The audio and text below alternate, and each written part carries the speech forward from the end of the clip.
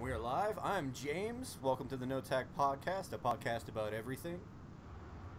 I'm Brett. And I'm Charlie. I'm Cody. So if you didn't hear today, we got a new person. He's a total cunt. He's from Atlanta. His name's Charlie. We call him No Show Charlie. No Show Charlie. Old one wipe Charlie over Sometimes cheap fuck Chuck as well. Yeah, cheap fuck Chuck and No Show Charlie. Fucking one wipe Charlie over here, man. Oh! No relation to the product, one wipe Charlie's. He just only wipes his asshole once. That's why we're saying that. That's just to be clear. Is that a real thing, or did they make that shit up? No, there is definitely a company called One White Charlie's, and they just make moist towelettes for your bunghole. Yes, they do. So, that's it. Anyway, we definitely wanted to start off with a guy who works for the NFL, a coach, I think, for the Miami Dolphins. Yeah. This motherfucker was... Doesn't work for him anymore. If you've been paying attention to popular culture or sports in the last few days, you probably heard about this coach. Let's just say it's the most Miami thing I've ever heard in my life. And he just so happens to be an offensive line coach for the Miami Dolphins. Oh, you bastard. You had to throw that in there. Yes, this guy, normally, like, when people go down, you're like, damn, I kind of feel bad. That sucks. This guy's like, the fuck, dude? Like, come on, man. So, yeah, Jimmy, you want to get the video pulled up here? I'd explain it, but we'll just show you and kind of... It explains itself. Well, we definitely have video of this guy doing, what he does. So let's just go ahead and get that spooled up. Here we are. Down to business. So here we go. Hey, babe. Miss you. Thinking about you. How about me going to a meeting and doing this before I go? Oh, boy. Wow. With a $20 bill. That's not incriminating. With a $20 fucking bill. I miss you. I miss you a lot. Start thinking this is a good idea. That was the smallest denomination of bill he had. Hey, NFL paychecks are not small. And you said this is at their facility, right, Brett? He said he's about to go into a meeting. This is at work at the Miami Dolphins Think about you when I facility, do it. about to go into a meeting, and he is sitting there, snorts up some fat lines of Charlie at work. I mean, God. that's just a horrible fucking idea. And what makes this just 6 ways of bad idea, kids, don't do any of this. Not only did he start doing blow at work, he also filmed himself doing blow at work, and on top of that, he sent the video of himself professing his love to his stripper girlfriend doing blow at work, about to go into a meeting. And oh, by the way, he's married. Oh, shit. So... And kids, right? He's got kids, too. I don't know too much about the family life. I won't go there. But yeah, it's let's just say this guy's not single. So what the fuck? I mean, a couple weeks ago, I'm sitting here trying to defend the NFL, saying, "Oh, it's not like that. It's not like that. Everybody's, it's only a couple idiots." And then here this motherfucker comes, just ruining it for me. Just. That's a pretty high up position in the team, too. I mean, we're not talking about, like, the fucking equipment manager. That's the offensive line coach. You're right. I mean, is he the head coach? No. No, but he's second tier. He is a boss of, 10 grown-ass adults. I don't know how many linemen they have, but he's their guy. He was their boss. He was. He was. So, yeah, we had that going on. So, in my life with the Falcons here, things are looking a lot better than that. We actually get to go down to Miami and play these guys this weekend, so that's going to be favorable. That's awesome. I'm kind of excited because we get to go down to the shit show. We get to watch Cody's favorite quarterback, Jay Cutler.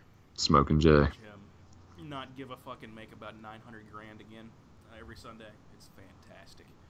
Yeah, I mean, their offensive line kind of blew already, but now they're going to have the assistant offensive line coach in charge. So I think you're going to walk right through them. We hope Falcons should do okay. Falcons have struggled a little bit, but they're 3-1. Their one loss they deserved. You can blame what you want to blame. They did not have their shit together. They got what they got. I think at this point, who's the only? I think it's just the Redskins that are undefeated, isn't it? I don't think anybody. I'm not sure, to be completely honest with you. So, your Saints. What's going on with them? They bounce back here. We got, dude. You hear? We got rid of Adrian Peterson. I did see that. You got a fancy Thank God. conditional draft pick. Thank God, dude. That guy didn't do shit for us. I think he had like 20 yards or something over 4 games. One, I mean, it's unbelievable. Like his. I think I'm he just had glad he's gone. Like 20-something touches. The biggest thing is he was bitching and moaning and complaining and causing. Yeah, he wasn't getting along very well with Sean At Payton that at point, all. you got to go. So now I think the truth is with your team, the one bright spot is that rookie running back you have. I don't think y'all expected him to be as good as he was this quick. So which is No, but we're really missing Brandon Cooks.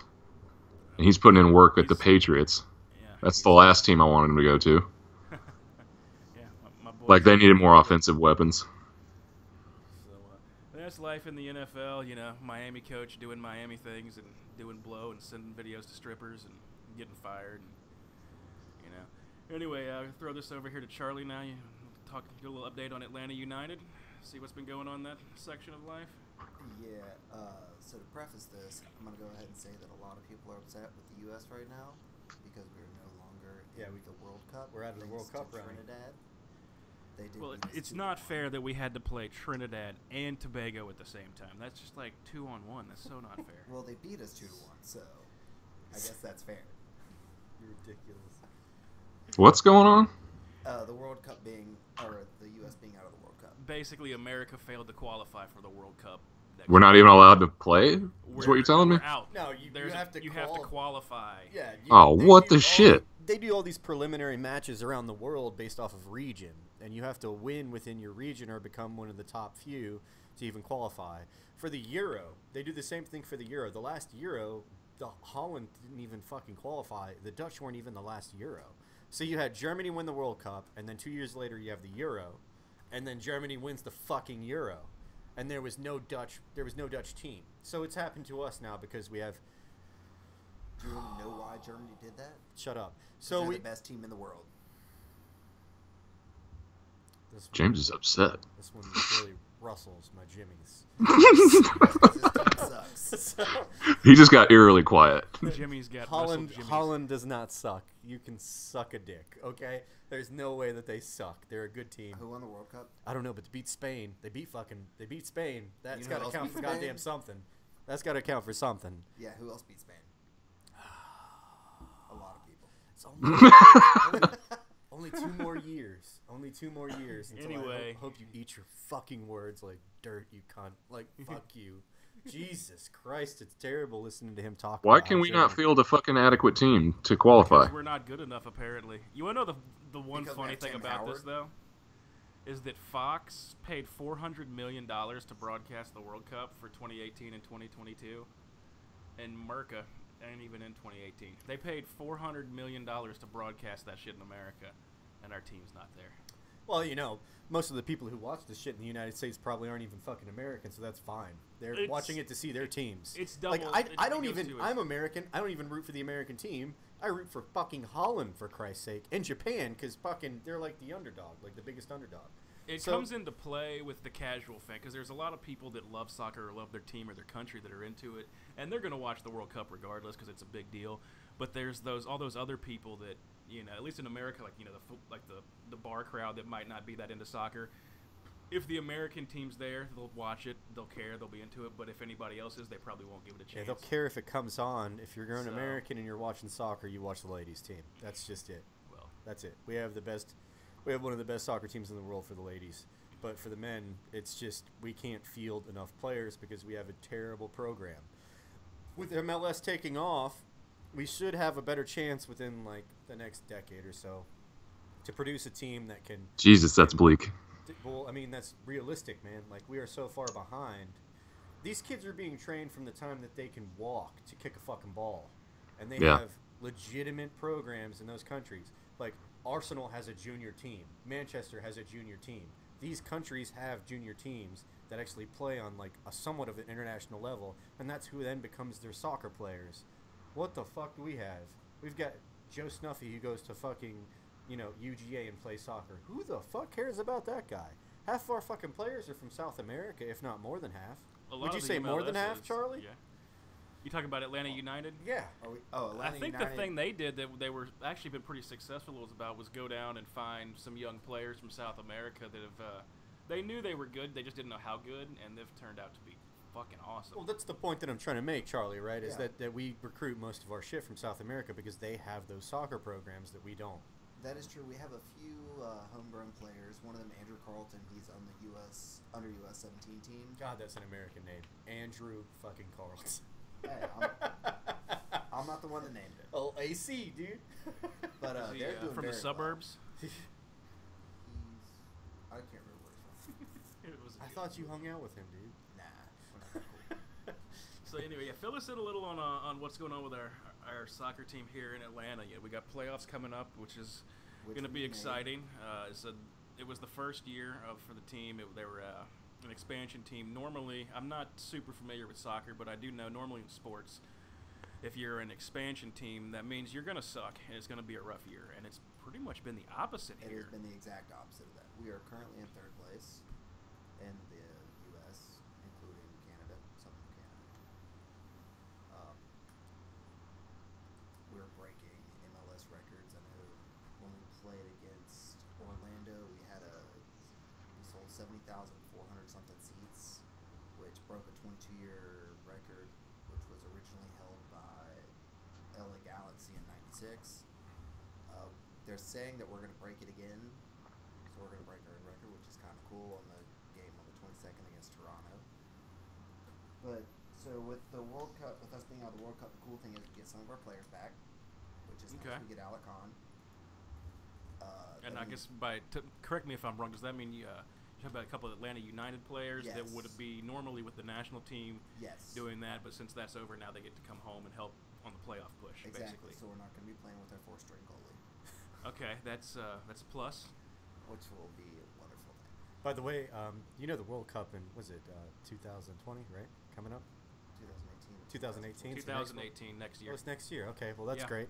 So, did you guys see that one of the stadiums that Russia was utilizing didn't have enough seating, so they had to ad hoc seating? Did you guys see this? No, but I No. think I see something in the background that's going to make me laugh. No, this is the Is most this the most this Russian is the thing I've most ever Russian seen? shit I have ever seen in my life. This is They a basically- smart ass response right here. Oh, this is good. They basically hacked the wall down on one side of the stadium, and then just built massive fucking stairs. Did they just? Dude, Putin made that call. Putin did They that. just bring some rebar and some concrete in. And That just is the build most some shit. massive. That is the Oh most my massive God. bleacher I've ever seen. I would not want to be on that. Cheapest piece No, of not at shit all. I've ever seen in my life. God. That looks like a death trap. Oh, And there was imagine another how much they're angle. selling each seat for. You got to see the other angle. It was amazing. Hold This on. is so bad. Yeah. How do you it's say? so- How do you say the cheap seats? Look at this bullshit, man. This How do you is say cheap seats in Russian? Because that's what the fuck that is. I think they're just seats in Russian, but goddamn, like if you're at the top, you gotta look below the fucking roof of the stadium. Dude, if you're at the top, you have to worry about the weather. Look how high up it is. Jesus. It's row 60. You may experience some turbulence during the game. Jesus Yeah. fucking Christ. That Oh is my the God, craziest that shit. is the And most they're doing Russian it thing on the I've other ever seen in my side. life. They're doing it on the other side Yeah, too. they're building one. I don't think that one's gonna be as bad. It doesn't look like it. No, it's gonna be just as terrible because that's. It just looks like they're asphalt. still doing it, dude. Yeah, They're making they're gonna bigger. have Still it on piling the both sides. concrete in. This is the Jesus. cheapest fucking stadium I have ever seen. Wouldn't it make more sense to put them on the side that's fucking in the middle of the field? Can't you just see But Putin you're making actually this trying to decision? Use logic I don't. and rational thought here. I don't know, man. I think that they had both of the midline fields done, and they were like, no, we would have to charge much more for them to sit in the middle. And then Fuck it, knock down the wall. We put in parking lot. They parked across the street. Oh, this shit is horrendous, man. That That is is the fucked. ugliest stadium I've ever seen in my life. And that is one of the World Cup stadiums in Russia because they used multiple stadiums. So that is hilarious. I've never seen anything like Yeah, that. no, you are correct. All the matches would not be there. They'd have several kind of in rotation. Right. But Right, because they have for many those games a the day. teams that have to play there, Russia I hate to see is the gonna locker rooms. clean up. They're gonna make so much That money is- off of this. You remember all the money they made from Sochi? All the corruption and death and Oh my god, fuckage. they're gonna clean up. Probably. So, let's see here. After that, Cody, we had if y'all follow us at all here, you know one thing that me and Cody are big car guys and big Formula One guys, and Cody, what the fuck's going on here? Season's over, bro. Formula One Season's over. I mean, Yeah. what do we got? 3 more races? 4 more races, and Hamilton has a 59-point lead. An insurmountable lead. It's fucking over. Basically, he can clinch next weekend in the United States Grand Prix. If he wins and Vettel gets like 7th or worse or something, it's technically over. But we'll get the gist of it was, the season started great. After the summer break, Ferrari just started struggling a good bit. And it's not been big, engine explosions. It's basically been mistakes that have killed them through engineers and mechanics. This past weekend in Japan, they, Kimi Räikkönen had to change a gearbox. He crashed in practice, had to change a gearbox, so he ended up starting in the back. He had to take a penalty based on the rules. And then Sebastian Vettel, they had, believe it or not, they've identified a bad spark plug, a fucking spark plug. Yeah. Somebody didn't gap the spark plug on an F1 car. Oh, they didn't What do the headspace shit? They didn't do headspace and timing on a spark plug. Huh? Basically, Yep. somebody got fired. The Somebody article didn't was break in out the Italian. spark plug, the 25-cent spark plug gapper on a Well, $3 million fucking It's car. apparently a 59 euro spark plug, Cody. 59 Oh, years. excuse 59 me. euros.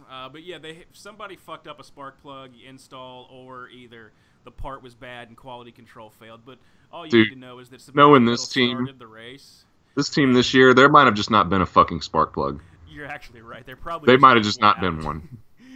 But, That cylinder he was started just- on the front row and was in last place by like lap 5, and they retired the car and continued to hand deliver the world title to Lewis Hamilton and Mercedes, and it's just fucked.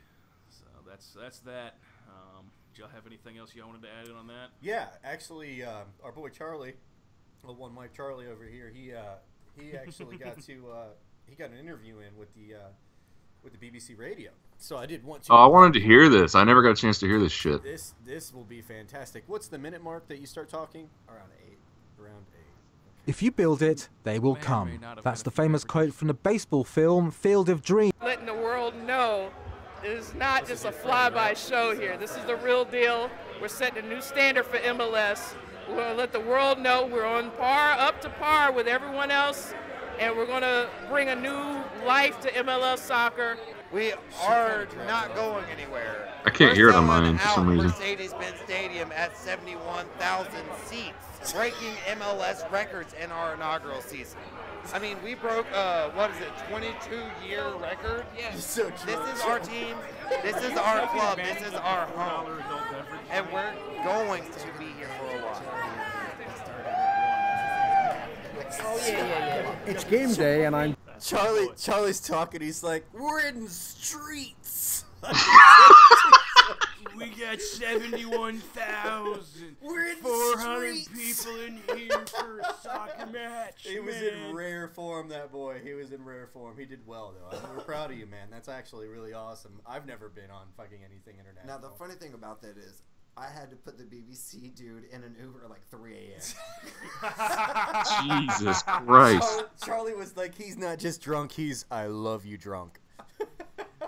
Oh man, that makes What it was- that much better. What was he saying? He was like, when I put him in the Uber, he's like, "You're my favorite American that I've met here yet." He's gonna go home and tell the legend of fucking One Wipe Charlie. Oh, man. AKA Cheap Fuck Chuck. Cheap Yeah, fuck cheap Chuck, fuck man. Chuck. Oh, He may be cheap fuck Chuck, but he paid for the Uber. I actually did pay for the Uber. Hey, he'll get you home. He may bitch the whole way, but he He'll will get get you you home. there. So he's a boy. He's got your back. Yeah, man, that's pretty awesome, though. I've never had anything that cool happen to me. So I really thought that was awesome that happened to him. But that wasn't his first. That was not his first ordeal on national news. Weren't you on actual national news, too, like on TV? I was interviewed by 11 Alive. That's a local news Local channel news here channel. in Atlanta. Is there video of this? That wouldn't air. Oh, But I guess that did not pass quality control. Of probably the, not. It was, Charlie's drunk as the fuck for that mainstream one, news. too. it was at the Atlanta United game. Probably didn't. For those unaware, our stadium's pretty fucking sick, and they have, was it $4 beers? 7 for But they're- 20-ounce beers. Okay, well, see, now that's not the best price, but for stadium, I'll give you this. For a stadium, that's a pretty good deal, man. $7 for a 20-ouncer. That's That's game on. That's not bad. Game on. My buddy got a hamburger, a hot dog, and 2 beers for $21. Who gave him the Dude, refund? I went to the Falcons game and went through line and got, for everybody, got like, what was it, 6 hot dogs and 2 sodas, and it was 20.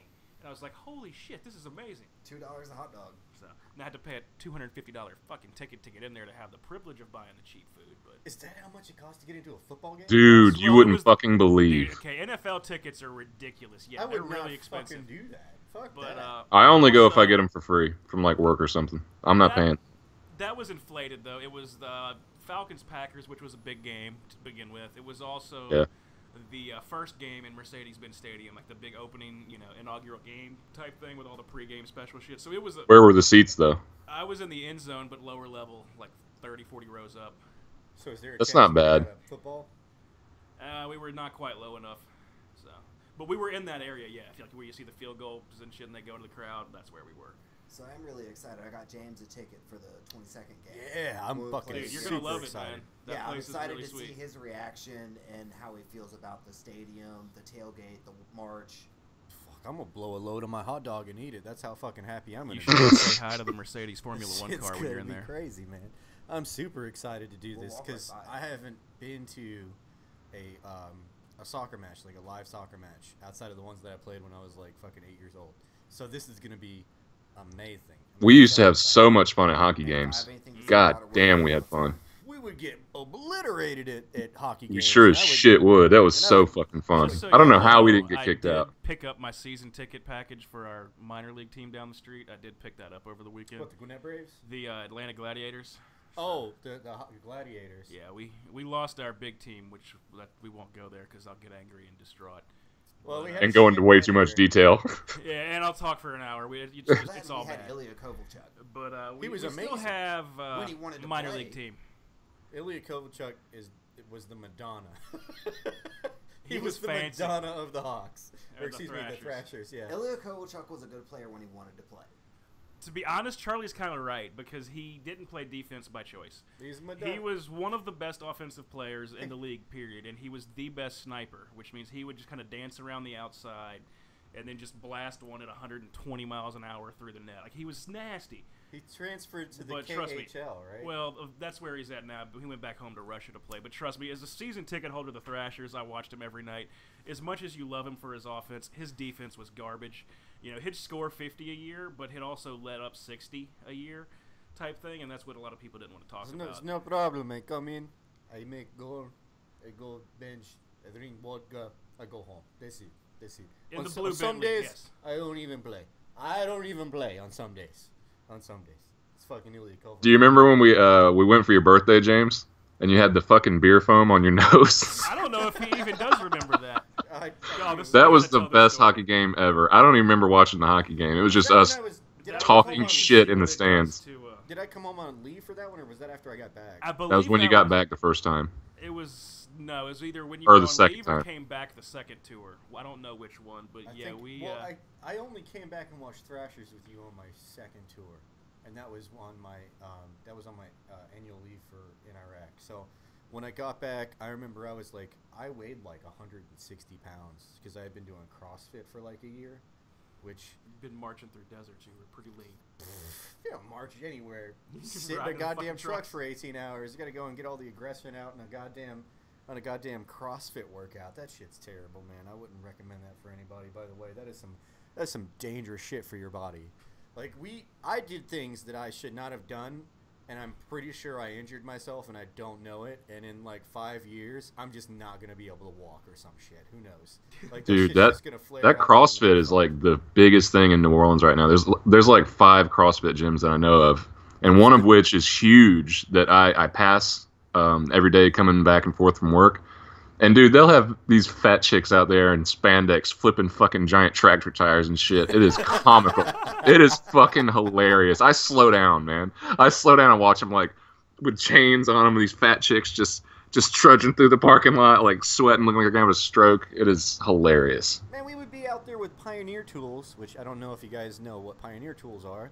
There was a day and an age when engineers were not called engineers. Engineers were called pioneers. And they're still called pioneers in the British military and the German military and others. That's what they called engineers, which is the guys who blow stuff up or build things. So we have these kits that we put in the trucks called Pioneer kits, and what they are is like it's a shovel, a pickaxe, fucking axe, and a what the fuck is that called? A sledgehammer. So we would take our fucking Pioneer tools out, mainly the sledgehammer, and we would have a fucking tire, like a LMTV tire, or not an LMTV tire. Yeah, basically like an LMTV tire, which is a huge fucking tire. It's big, and we would flip those. And then we would just beat the shit out of them with a fucking sledgehammer for like 20 minutes. And that will fuck your world up. I don't know if you guys have ever beaten a tire with a sledgehammer, but it will make you hate your fucking life. But no, Sounds exciting. Those fat girls are doing some shit that I wouldn't even want to do, man. Dude, these are big fucking tires, too. It's ridiculous. We actually had a tire flip competition, and my team won. Like, I'm not proud of that. I'm just saying, like, it's not easy to flip a tire. That thing weighed like 100 and something pounds. So you have to deadlift it up and then push the goddamn thing over. You're like hyperventilating while you're doing it. It's so terrible. It was extremely painful. But it's a very interesting way to get fit.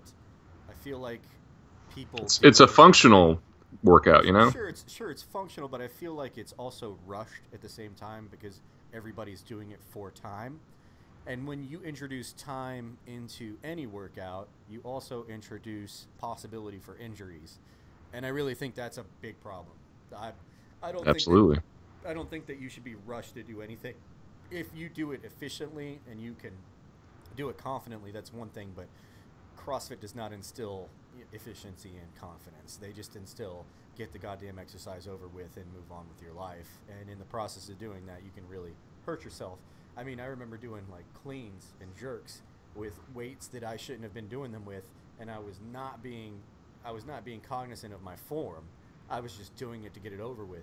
And if you just think about how that weight comes down, and if you're not prepared one time, you can pull, tear, or fuck something up in your body. So that's a terrible way to work out, in my opinion.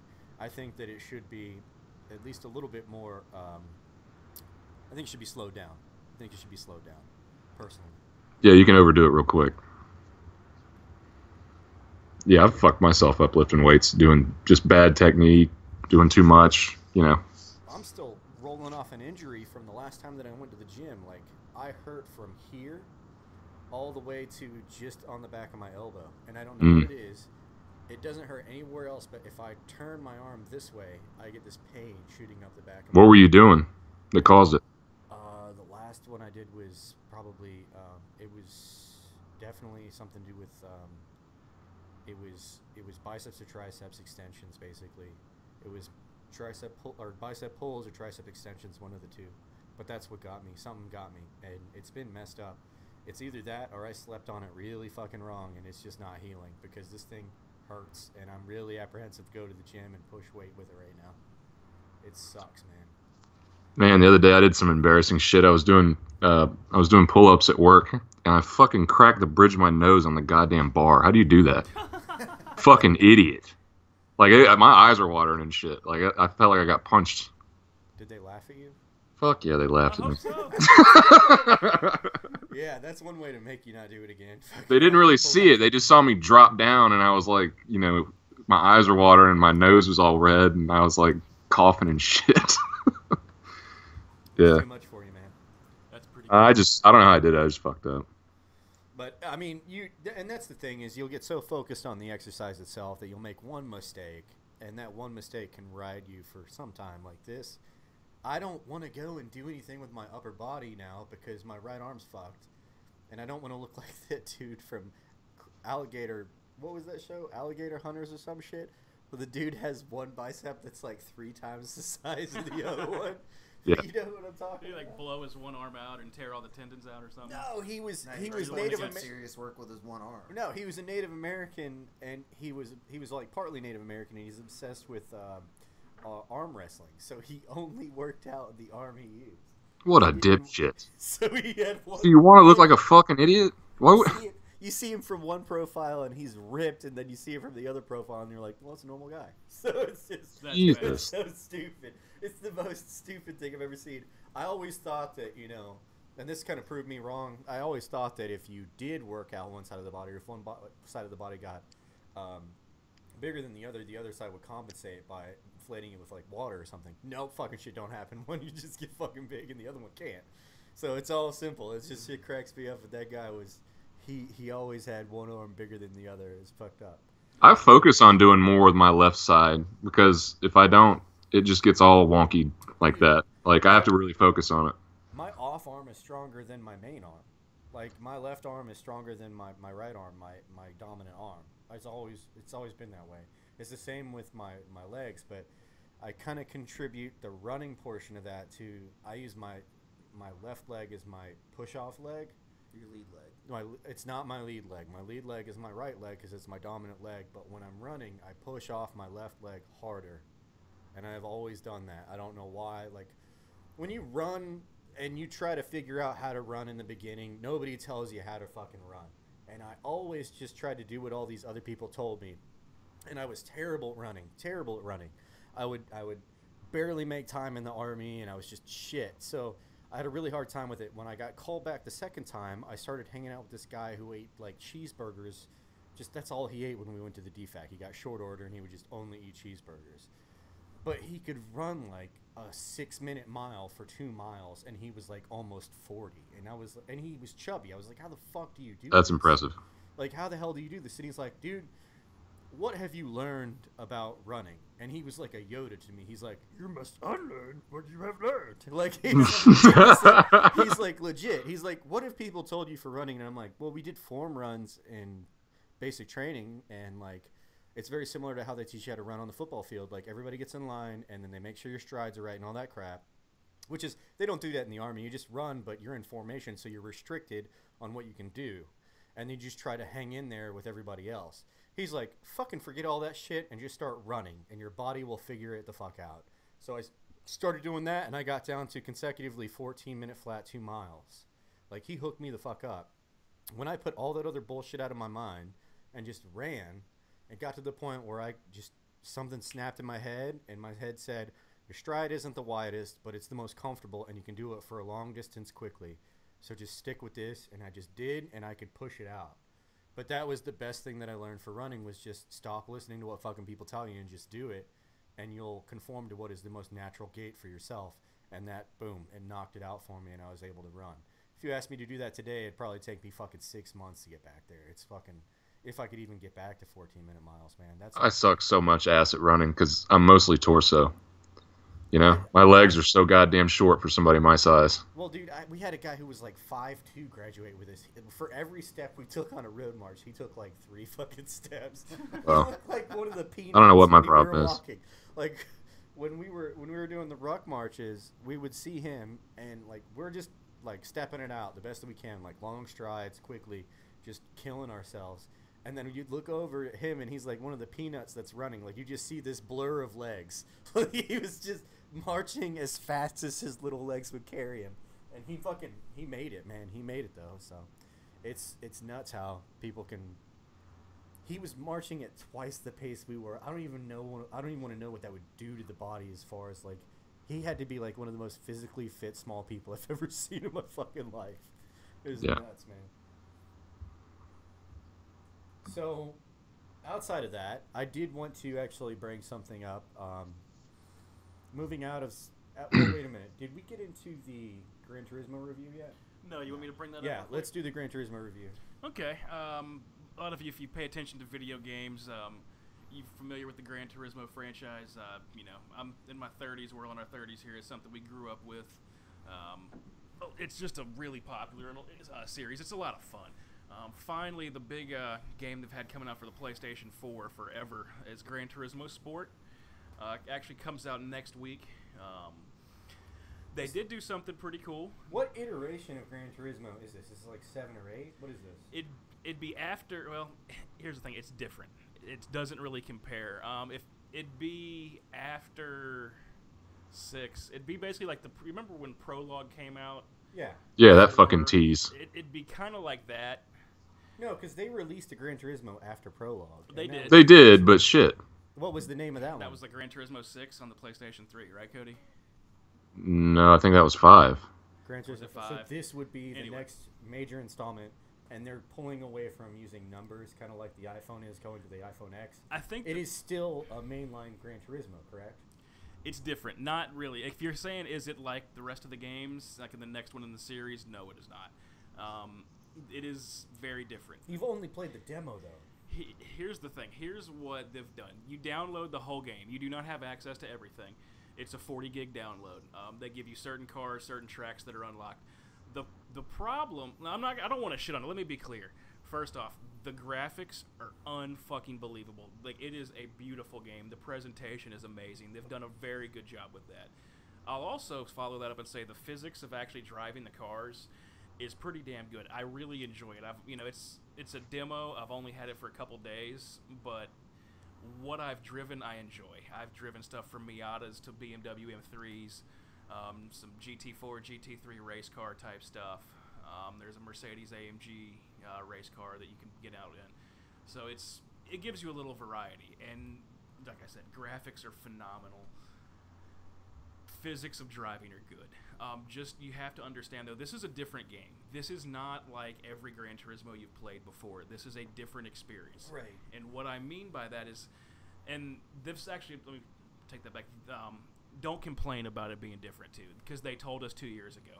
The one thing that I would appreciate from the developers is that they've been pretty honest and open about what to expect. So if you're crying about it, you obviously have been living under a rock for 2 years. It's really centered around online play, and I like their idea. I'm apprehensive and kind of taking a wait and see is what's going to happen next week.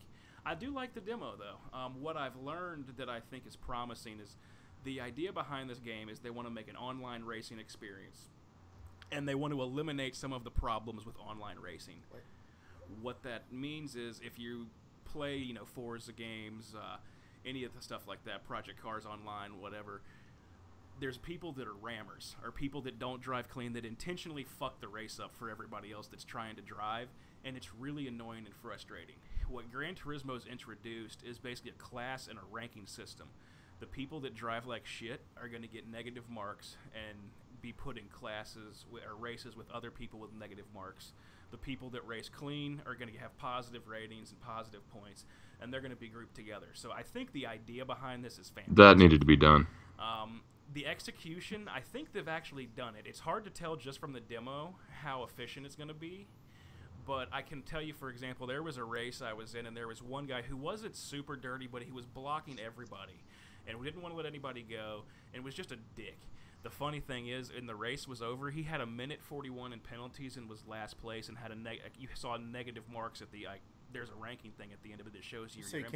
He came out the bottom. So basically, this guy was a dick to drive against, and the game negative marked him and is going to lower him down into other, basically keep people like that away from clean racers that are trying to play the game. I think that's awesome. Right. Yeah, that's pretty cool. The one thing I'll point out that when I say it's not like Gran Turismo from our childhood, big thing that was part of the game is you would go buy a Miata and then soup it up to like 300 horsepower and go race it and just beat the world in it, and it was awesome. Or, there was a lot of people that drove regular cars, whether it was Hondas or Subarus or American muscle cars. I'm a perfect example. I have a 2002 Camaro. You could go buy your car in the game and then hot rod it up and soup it up and go race it and beat the world. And it was so much fun. And that does not exist in this Gran Turismo sport. This is focused around online racing. So they don't have single player, is what you're telling me? Kind of. Well, pretty much, yeah. I mean, yes and no. Do they or don't they? There is something called a campaign, yes, but here's what it is. It is not like old ones where you'll go on race championships across the world with different level cars. It's basically little missions like drive this car over a third of this track and beat this time and get a trophy. And go to the next one and beat this time on this section of this track. Well, that's essentially what Prologue was. So it's that's exactly what Prologue was, if I remember, right, Cody? You had a track. You had a track, but you could do the full car around the fastest got a trophy, and that's how you got it within time frames. Yeah, but I guess you're right actually, because I don't remember any customization in Prologue. No, there was no. Do you remember any of that? It was only a demo, and then the actual full game came out, which was the next iteration, Gran Turismo 5, 6, or 7, whatever the fuck it was. I think really, 5. I hate to tell you this, guys, but that was the last iteration of true Gran Turismo. it was. You understand? We all had it. Yeah. Like I with the last two podcasts or last podcast, we talked about game reviews and how things are changing. You have to understand, they're not marketing these games to us anymore, Brett. I know. They're marketing these games to kids who are younger than us. Yes, we're so not that the doesn't target fit the demographic. paradigm of what we believe in. God, As that much fucking as we wanna blows. bitch That like does old suck. beggars, That fucking blows, man. and as much as we want to bitch like old beggars and complain about how it doesn't fit what the game was designed for, the game's not designed for us, and it's not designed for what it was meant to be in the beginning anymore. It's just We're not. all 30-something-year-old professional people. Oh, I As mean- much as that sucks, you're right. These games came out in 2001, 2002, 2000, Gran 1999. Turismo 2 came out in 1998. That's what I'm saying. Like this is 10 years ago. So there's just actually Yeah, I mean, yes, it's almost original PlayStation. 15 It came out. years ago. It's just Long time. it's not the same, man, and things aren't going to be the same. I will say this though. Recently on Reddit, I noticed that they are getting a lot more. They're getting a lot more press for boycotting these companies because apparently the new Call of Duty or whatever the fuck is coming out is Battlefront. the new Battlefront has a ton of fucking microtransactions, and that's not the It's call. built of the, around microtransactions. it's not the call of the game developers to make this decision. The designers and the business people make this decision, and then they say, "Look, this whole lottery system has been working for everybody. Mobile games have blown up by it, and when you have this lottery system, people spend fucking money like they can't have enough of it. They throw their fucking money at this shit, and they've seen the success with that in the mobile arena, and now they're bringing it to primetime gaming, like big budget games. And the problem that I have with that is that it's clearly taking advantage of the whole gambler mindset. You are clearly hijacking the brain system, and they know this. This is a proven fact that if you are given the opportunity to gamble, a lot of people are going to fucking gamble and waste tons of money on it. Kids do it constantly with mobile applications. That's what I was going to say. Is that I think the unfortunate thing is that there's a portion of the adult population that's exactly like you say, and then there's also the younger generation that doesn't, or that basically has mom or daddy's credit card, and they have money on their Xbox accounts or their PlayStation accounts, and or like their cell phones for their stuff, and they have it ready to go, so they just dump the money right into it. It's not just that; they're just also not opposed to microtransactions, Brett. Like that's just part of it. I hate to say that, but like the new generation just isn't opposed to microtransactions the way that we are. They don't give. Yeah, because if I can get this now, That's true. why the fuck burn the time? It'll be a cold day in hell before I pay for any mobile game. That's not gonna happen. Well, I mean, it depends. If I feel like the game's good enough, I'll throw a couple bucks at it, but I'm not going to go crazy. But it's still the same for you, I, and Brett, and probably Charlie. It's just we don't drown the fucking company in money trying to get ahead. It's just not something we think about. It's just that's not what games were to us growing up. It's not what games are to us now. But games are changing, and that's a big reason I haven't bought a fucking video game in a long time. For a main console system is for the sheer fact that it's moving towards this. I would not say pay to win. I would say microtransaction based system that enforces time over grinding. I've always thought that grinding was the biggest part of games. You get to a point where you're just like, fuck it, this is difficult, and then you kill yourself to get through it. That's the challenge in video games for me. Yep. That's why you play it. It's not to just get to that point and then say, well, I really don't feel like fucking with this classic car anyway. I'm just gonna spend a few bucks on a few rounds of fucking loot crates and hope I get something from the next class, and then I'll just get out of this bullshit and move up. So that's essentially what it is. It defeats the spirit of the game. It defeats the spirit of the game to us, but to them it makes perfect. To fucking them, it's sense. normal. It's the normal. way it is. There's nothing wrong with it, and from That's a damn shame. It is a damn shame to an extent, but this is where the designers have felt that they need to go. Especially, I really don't feel like it's solely the designers. I feel like if the designers had a real choice, they'd probably go against it, but I think it's marketing. Marketing has pushed games to this point, and at some point, I don't know if it'll collapse or if the millennials younger than me will get upset and just over it, but if you give somebody the chance to compete on a level that they don't really feel like waiting to compete and they feel comfortable with that, they're going to fucking take advantage of that all day, and they're going to play the fuck out of the game. I mean, if everything else is solid about Gran Turismo except for the fact that you can purchase cars to get ahead of the fucking group. I don't think, well, I was going to touch base on that. I don't think Gran Turismo has this. they've said they don't want Or to do Forza, it right I'm now. sorry. Now, I meant Forza, yeah, Forza had it when we talked I about apologize. last I meant Forza. But if that's the case with week. Forza, It is. then they'll straight up do that. If Gran Turismo didn't take that system on, all good on them. If they're choosing to take Gran Turismo in a different direction, that's totally their choice. Video games are art. They can take them in any direction they choose. If it succeeds and survives, that's really what will become the new Gran Turismo. If not, that's fine. But it seems like these racing games, now that latency is no longer an issue, which is a huge thing for racing games. Time is the biggest fact with racing. Time is what makes the race. If you can't have accuracy with timing, or a way to accurately time people throughout their course and have that distributed amongst the other players in the game, then that kind of ruins the game. And now we have that catching up, that technology catching up to where we can do this with racing games. And I feel like racing games are doing the same things that first-person shooters did. They slowly transitioned to a secondary medium, which was online play, that took over. I mean, like, take a look. Like, I spent most of my youth playing fucking single-player first-person shooters. And then as I got older, I completely stopped playing the campaigns and then just went straight to multiplayer competition. And I think that everybody else feels We straight up did, dude. Yeah, we would have been caught dead playing the campaign. People to do that. And that's it. It's like that's just the direction we moved with first-person shooters.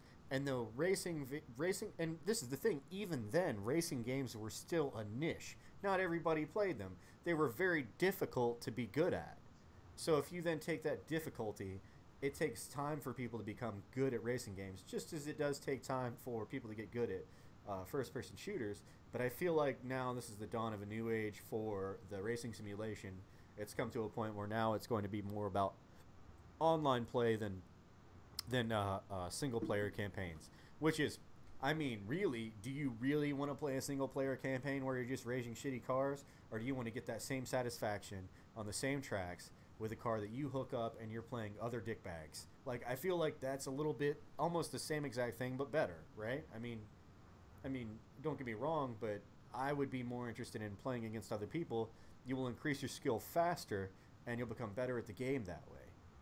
Like, Well, the thing that I enjoy about, I'll go back to Gran Turismo real quick, is that it does seem like it's catering to that online thing, which is what I agree with you and say you're right, where, somewhere maybe 5 or 10 years ago we transitioned and would go strictly to online, and it would become more and more popular. That's kind of what Gran Turismo has embraced here.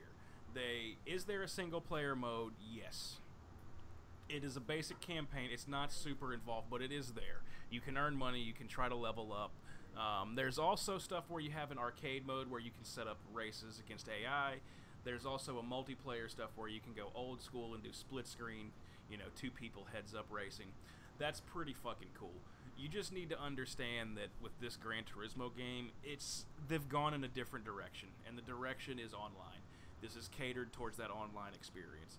I really hope that they're able to get the system in place where it punishes the the dirty racers and rewards the clean racers.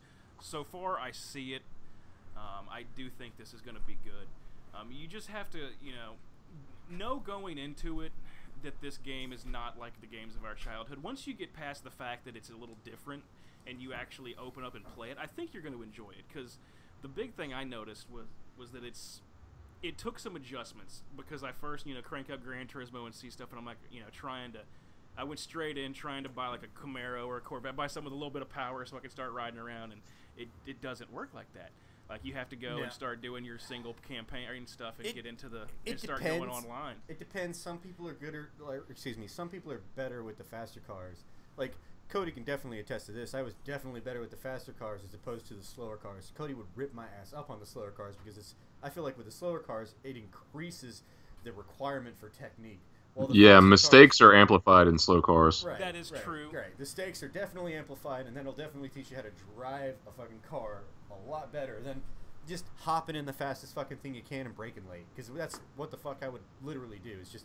I would definitely describe his technique as aggressive. Yeah, I would just hop in the goddamn thing, brake late, push anybody out I could with my ass, and that's exactly what you guys are talking about is a bad thing for multiplayer, but I feel like as long as you don't that hit people, enforcement, it would make me play better. I really do. You know, if you can, I'm not gonna say it's bad if you can keep it clean. Like if you can drive like a bat out of hell and be aggressive and be clean, and then go for it. I have no control. The problem is when No, he's wide open, dude. He's like a light switch. It's either on or off. the problem is when you start taking other people out. If that's how you want to do it, then I guess you can go play Forza.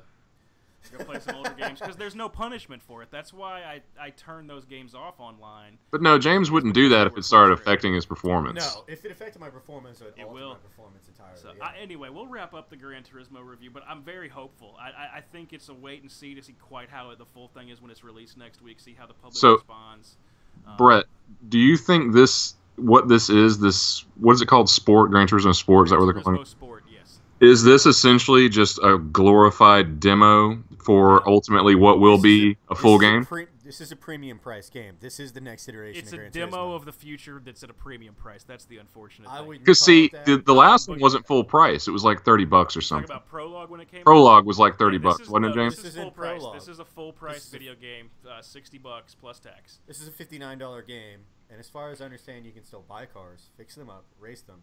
You cannot fix them up. Oh, I'm good. Fuck it, I'll play. Yeah, I'll buy that. No, that's what I was trying to tell you. Like you have to get past the souping up stuff and building hot rods. So what they're doing is they're trying to compete with Project Cars. That's what the fuck they're doing. It's similar to Project Cars with that setup. How you. But that was the bad part about Project Cars, is you couldn't mess with the cars, man. I used to spend hours doing that on Gran Turismo. No, that was the bad news is if you want to fuck with cars, you need to get the regular Xbox One out and play some Forza 6.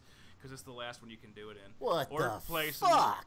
That's what I'm saying, man. I feel like I'm just... It's over. It's over. Because that's what I love doing, man. Racing games are dead. Gran Turismo Sport is not a bad game. It's just different. And it's online based. The other thing that I wanted to kind of chime in on with this, like what James was saying, this shit is not about us anymore. We're over the hill. That's true. As far as video games is concerned. They don't care about fixing cars up. That's what it is. Yeah, they don't give a shit. Well, no, kids nowadays don't give a shit about cars. Like, I was talking to my mom's best friend, and she's got, her kids are like, she's got one that's freshman in college, and the other one's like junior or senior in high school. And I was asking about them, like, learning to drive and shit. They didn't give a fuck about it, dude. Like, them and none of their friends gave a shit about even getting their learner's permit and stuff. No. We were beating the fucking door down when we turned 15. We were there. We were getting that fucking learner's I had my learners on my 15th birthday, and I had my driver's license on the 16th or 16th day, whatever it was. You damn straight. You damn straight. Right. Proof is, my nephew, he now has it. He's in his early 20s. He's driving around now, but he didn't get his license till he was probably 19, maybe 20. My niece is in college in Philadelphia, 1,000 miles from home, with no driver's license and no car and no desire to have one. Well, they'll just Uber, man. They don't give a shit about driving. They don't give a shit. I mean, the thing is it's about to... Cars and working on cars is about to take a huge change. And that change is... Okay, so just think about this. So when games first came out, people played the games. People got done with the game. They might have played it again, and then what did they want? They wanted more of the same, but a little bit different, right? See, then what did people do? They modified those games. What did people do with cars? They drove one car. They drove another car. They found the one they wanted. They drove it until they got sick of it, and then they souped the goddamn thing up, and that's where you get modern fucking racing, correct? Like, am I wrong about that? I think in a very general sense, I'm correct. So, yeah. What happens when you then introduce all-electric systems? You then make the difference, because I don't know if you're aware, when you buy the Tesla, which one is their main? The Tesla S? What the fuck is that? The Model S. The Model S was the first one. When you bought the Tesla S, the only difference between it going ludicrous speed was an extra engine and a software update. But you could also unlock fuel efficiency. Are you aware of this? The batteries are the same. Like when that shit went down the hurricanes, they released an unlock so that all the people that didn't have the maximum range, now just via software, you can go as far as the batteries will let you. Exactly. Which is kind of a shitty thing to do to your clientele. It's a microtransaction for long. It's a microtransaction that will fuck you. It'll leave you on the side of the road. But it still lengthens the capability of the car, and that's what you're going to run into. At some point, somebody's going to start hacking this shit, and you're going to download mods for your fucking car. Will it be the Russians hacking into the cars? Oh, I don't know. The Russians are hacking our fucking political process. I know that. You don't have to hack the Excellent callers. fucking segue, by the way. That was a solid segue into the fucking next topic. Which God is, damn. yeah, which is Russians fucking have been meddling in the political processes of the United States. More than the U.S. And more than the U.S. It's happened in Germany. too. It's happened in the U.K. It's happened in Spain. Or excuse me, it's happened in France. And then more recently in Spain with the Catalonian independence referendum. That me and Brett didn't know shit about. Well, you know, you got to go to world news for your shit on Reddit. That's really where you get it, man. Like I wouldn't know about any of this shit if I didn't seek out world-based news. National news is not fucking appealing to me. I just really don't give a shit about national news. Where it's really hits home for me is like international news, because it affects fucking everybody, and some of the shit that happens can have like grave consequences for everybody. So that's like one of the things that I really like eat up is international news. And with that, so Russia has been fucking with the United States and all these other countries within NATO. So I got in a Reddit fucking argument with one guy about this, or a Russian troll. I'm sure there's a Russian troll. Essentially, they paid for advertisements in the United States, which affected our political process. We have legislation in place to call that illegal if it happens with traditional means, where it goes through newspaper advertisements or physical advertisements, correct? Like, so if that's the case, you would think that we would have the same laws for the internet, right? Because it's also a medium of it's an online marketplace, right? But Russia was allowed to buy these advertisements, which affected our election, and in consequence did affect our election. I'm not saying they made who won happen. I'm just saying they had an effect. It had some effect. Well, it does. No, Yeah, they were exactly. fucking with social media and trying to slant opinions. I mean, that's not really up for debate at this point. They Well, were fucking with it. Exactly. And the fact that they have an effect, to me, really pushes aside the fact of if it's right or wrong. You escape that whole issue by basically saying that if you have an effect, that should be illegal. You should not be able to interfere with somebody else's election. I know that's fucked up for the United States to say, because we've affected everybody else's elections. Yeah, we do it. But as a Yeah, I guess citizen it of the sucks United when it comes States, home. as a citizen of the United States, I feel like that we should not be, especially not be, subject to the whims of another country, and that we should have consequences for this. I'm not saying that we can stop it. I'm not saying that we can do anything about it now. But I think that in the future, if anything that happens along those lines, we cannot normalize it. We cannot say that this just happens, that it's okay for Russians to buy ads through a proxy. It's just not correct. We should have some type of accountability over our political process, an audit if necessary, to ensure that Russia has no control or any influence on the decisions we make by refusing to allow them to make by refusing to allow them to complete those actions. So that's really what I wanted to get at, is like they've fucked with YouTube, Google, Facebook, Reddit, and Twitter. It's like most of our fucking main social media outlets, and they've campaigned, controlled, and did whatever they could to influence us on both sides of the aisle. This is not a red or blue issue, because they influence us to fuck with each other. Hell, they incited such an issue that people actually met up for a rally. Did you hear about this? No. No. Okay. I'll look that up. But essentially, Russia campaigned on both sides of the aisle and got white supremacists to basically go out and conduct a what is that, like a picket? What the fuck is it called? A protest? Protest Yeah. thing. And then they also fucked with liberals on the issue and enforced them to go out and basically incited a fucking riot.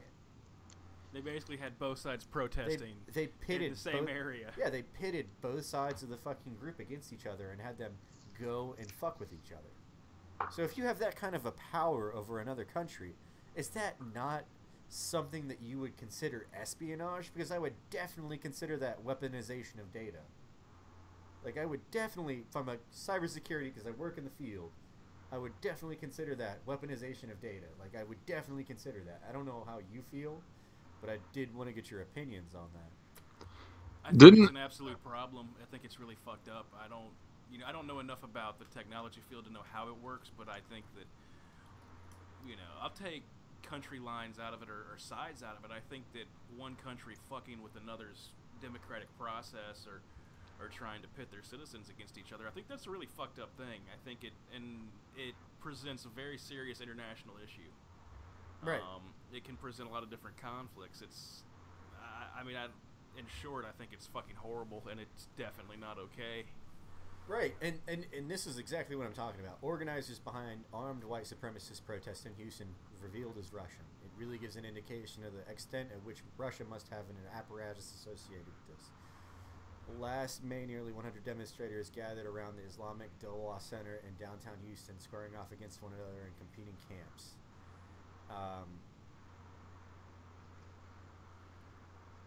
Despite presence of AR-15s, which I guess people brought, demonstrations ended without violence. I'm so sick of that shit. The People quit fucking doing that. Quit taking weapons to protest. Yes, please. What the fuck is the Please quit fucking doing that. That is so stupid. Antifa's been having that shit go on lately, and I'm like, you don't need weapons to protest.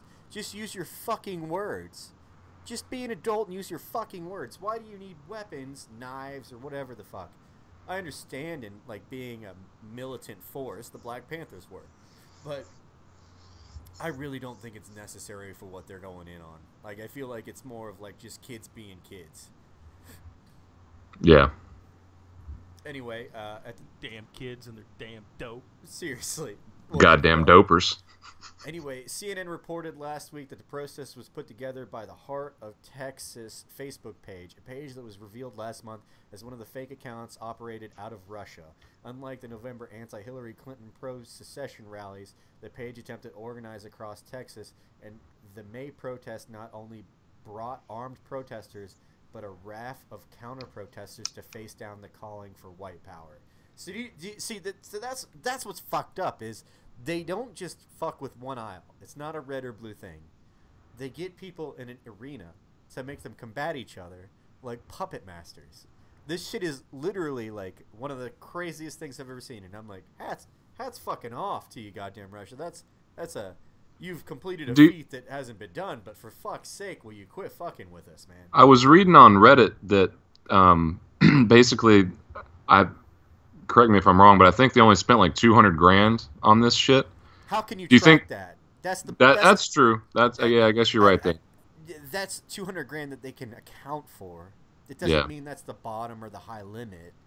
And a lot of people actually quoted those numbers on Reddit, and I was confused by that. That's just what we have an account for. I'm sure there's a lot more that we don't have an account for that's associated with these things that we just don't know about. If that number is true, are they just trying to fly below the radar? It doesn't matter if it's true or not. You're still affecting us. Is rape wrong? Whether it's just a little bit of rape or a large amount of rape, it's always wrong. Am I incorrect about like that? And that's what's going on.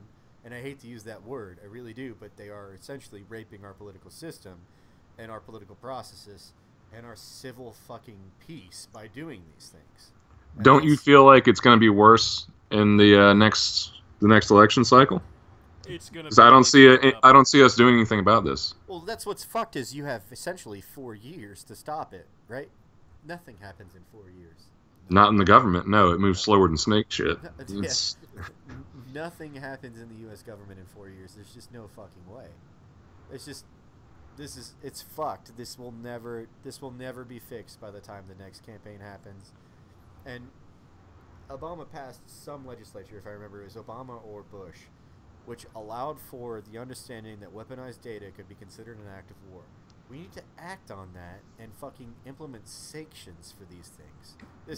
This needs to be stopped in our country, for sure. It's not going to stop until we bite the hand that's fucking making it happen. And we need to implement sanctions for this, or at least have talks about it. Because if it continues to happen and people just sit by and sit on their laurels and just let this shit happen and not worry about it and be like, oh, this almost ended in bloodshed.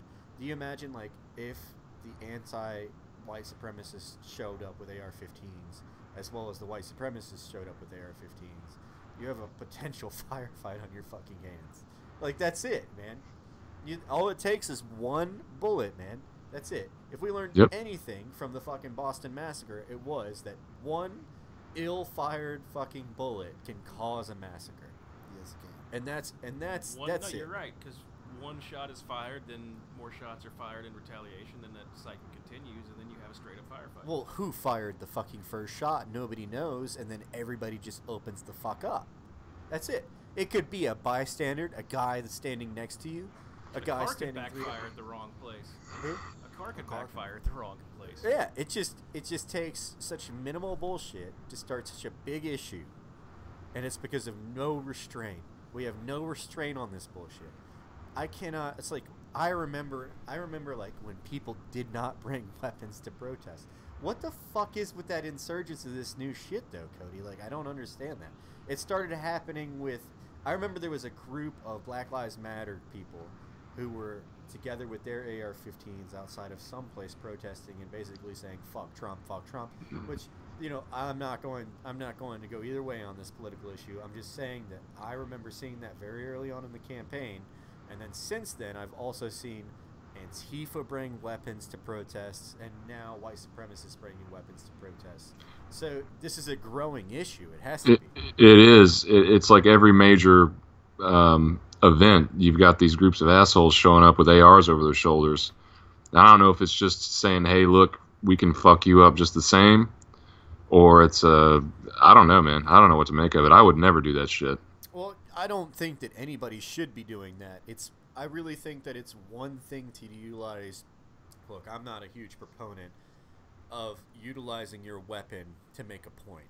That's No, that's stupid. That's a form of brandishing a weapon and should not be legal. Absolutely. You're trying to intimidate Absolutely. people or scare people, and that's not what it's. That's to save your ass if somebody comes after you. I am to scare other people. Right. You I'm know, definitely believing you're with definitely you or agreeing with you. a happy weapons owner, and I'm all for owning weapons. Fine.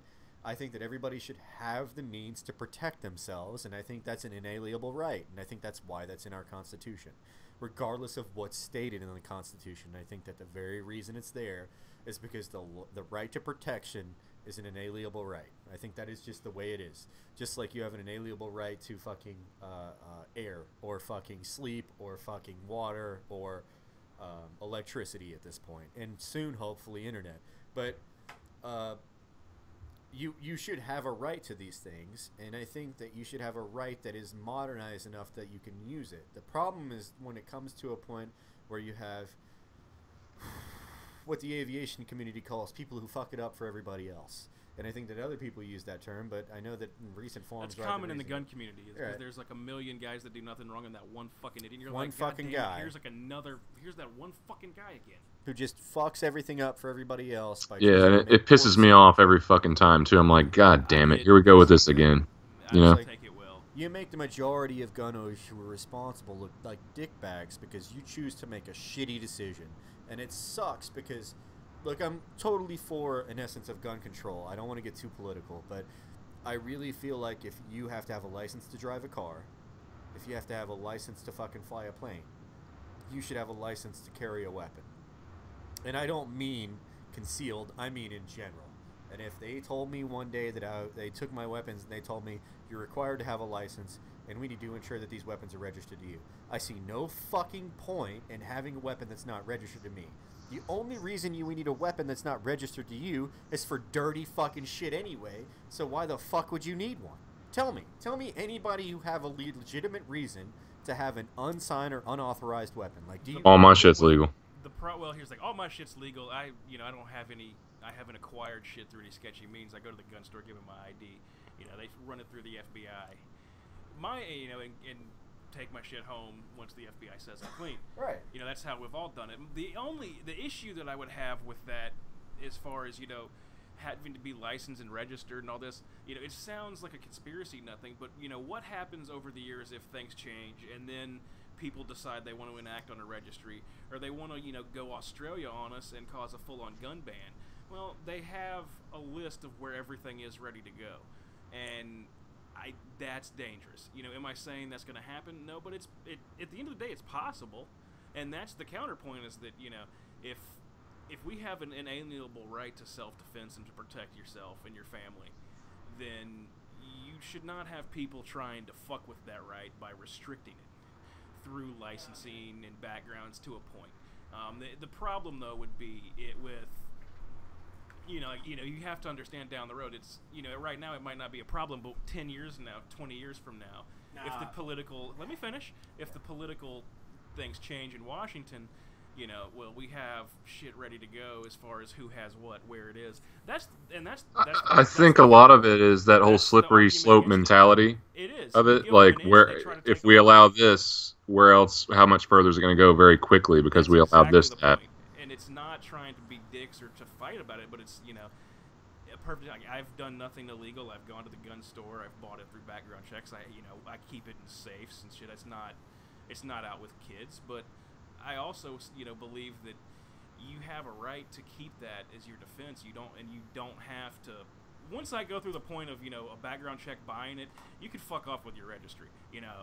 I've already been cleared by the government to have this, and they've already said so. No, so I agree with you. But at the same time, I know where you're coming from, but I don't agree with the argument of trying to restrict it, because you give them an inch, they take a mile.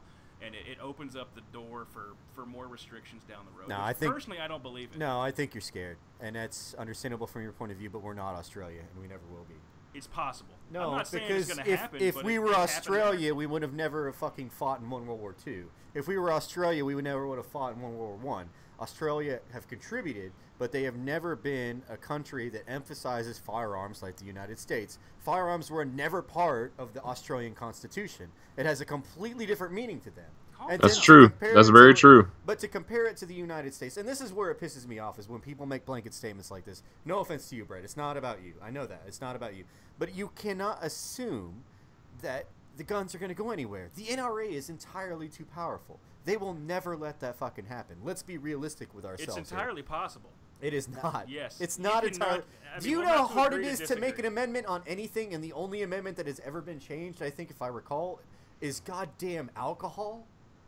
Do you that's true. That? No, that's right. Do you understand what it takes to make an amendment to the Constitution? Oh no, it's extremely difficult. It's difficult. It takes years. It's a pain in the ass. It's almost guaranteed to not happen. As long as lobbying in the United States allows for the NRA to pay and penalize senators and representatives, there will be no change to the firearm laws.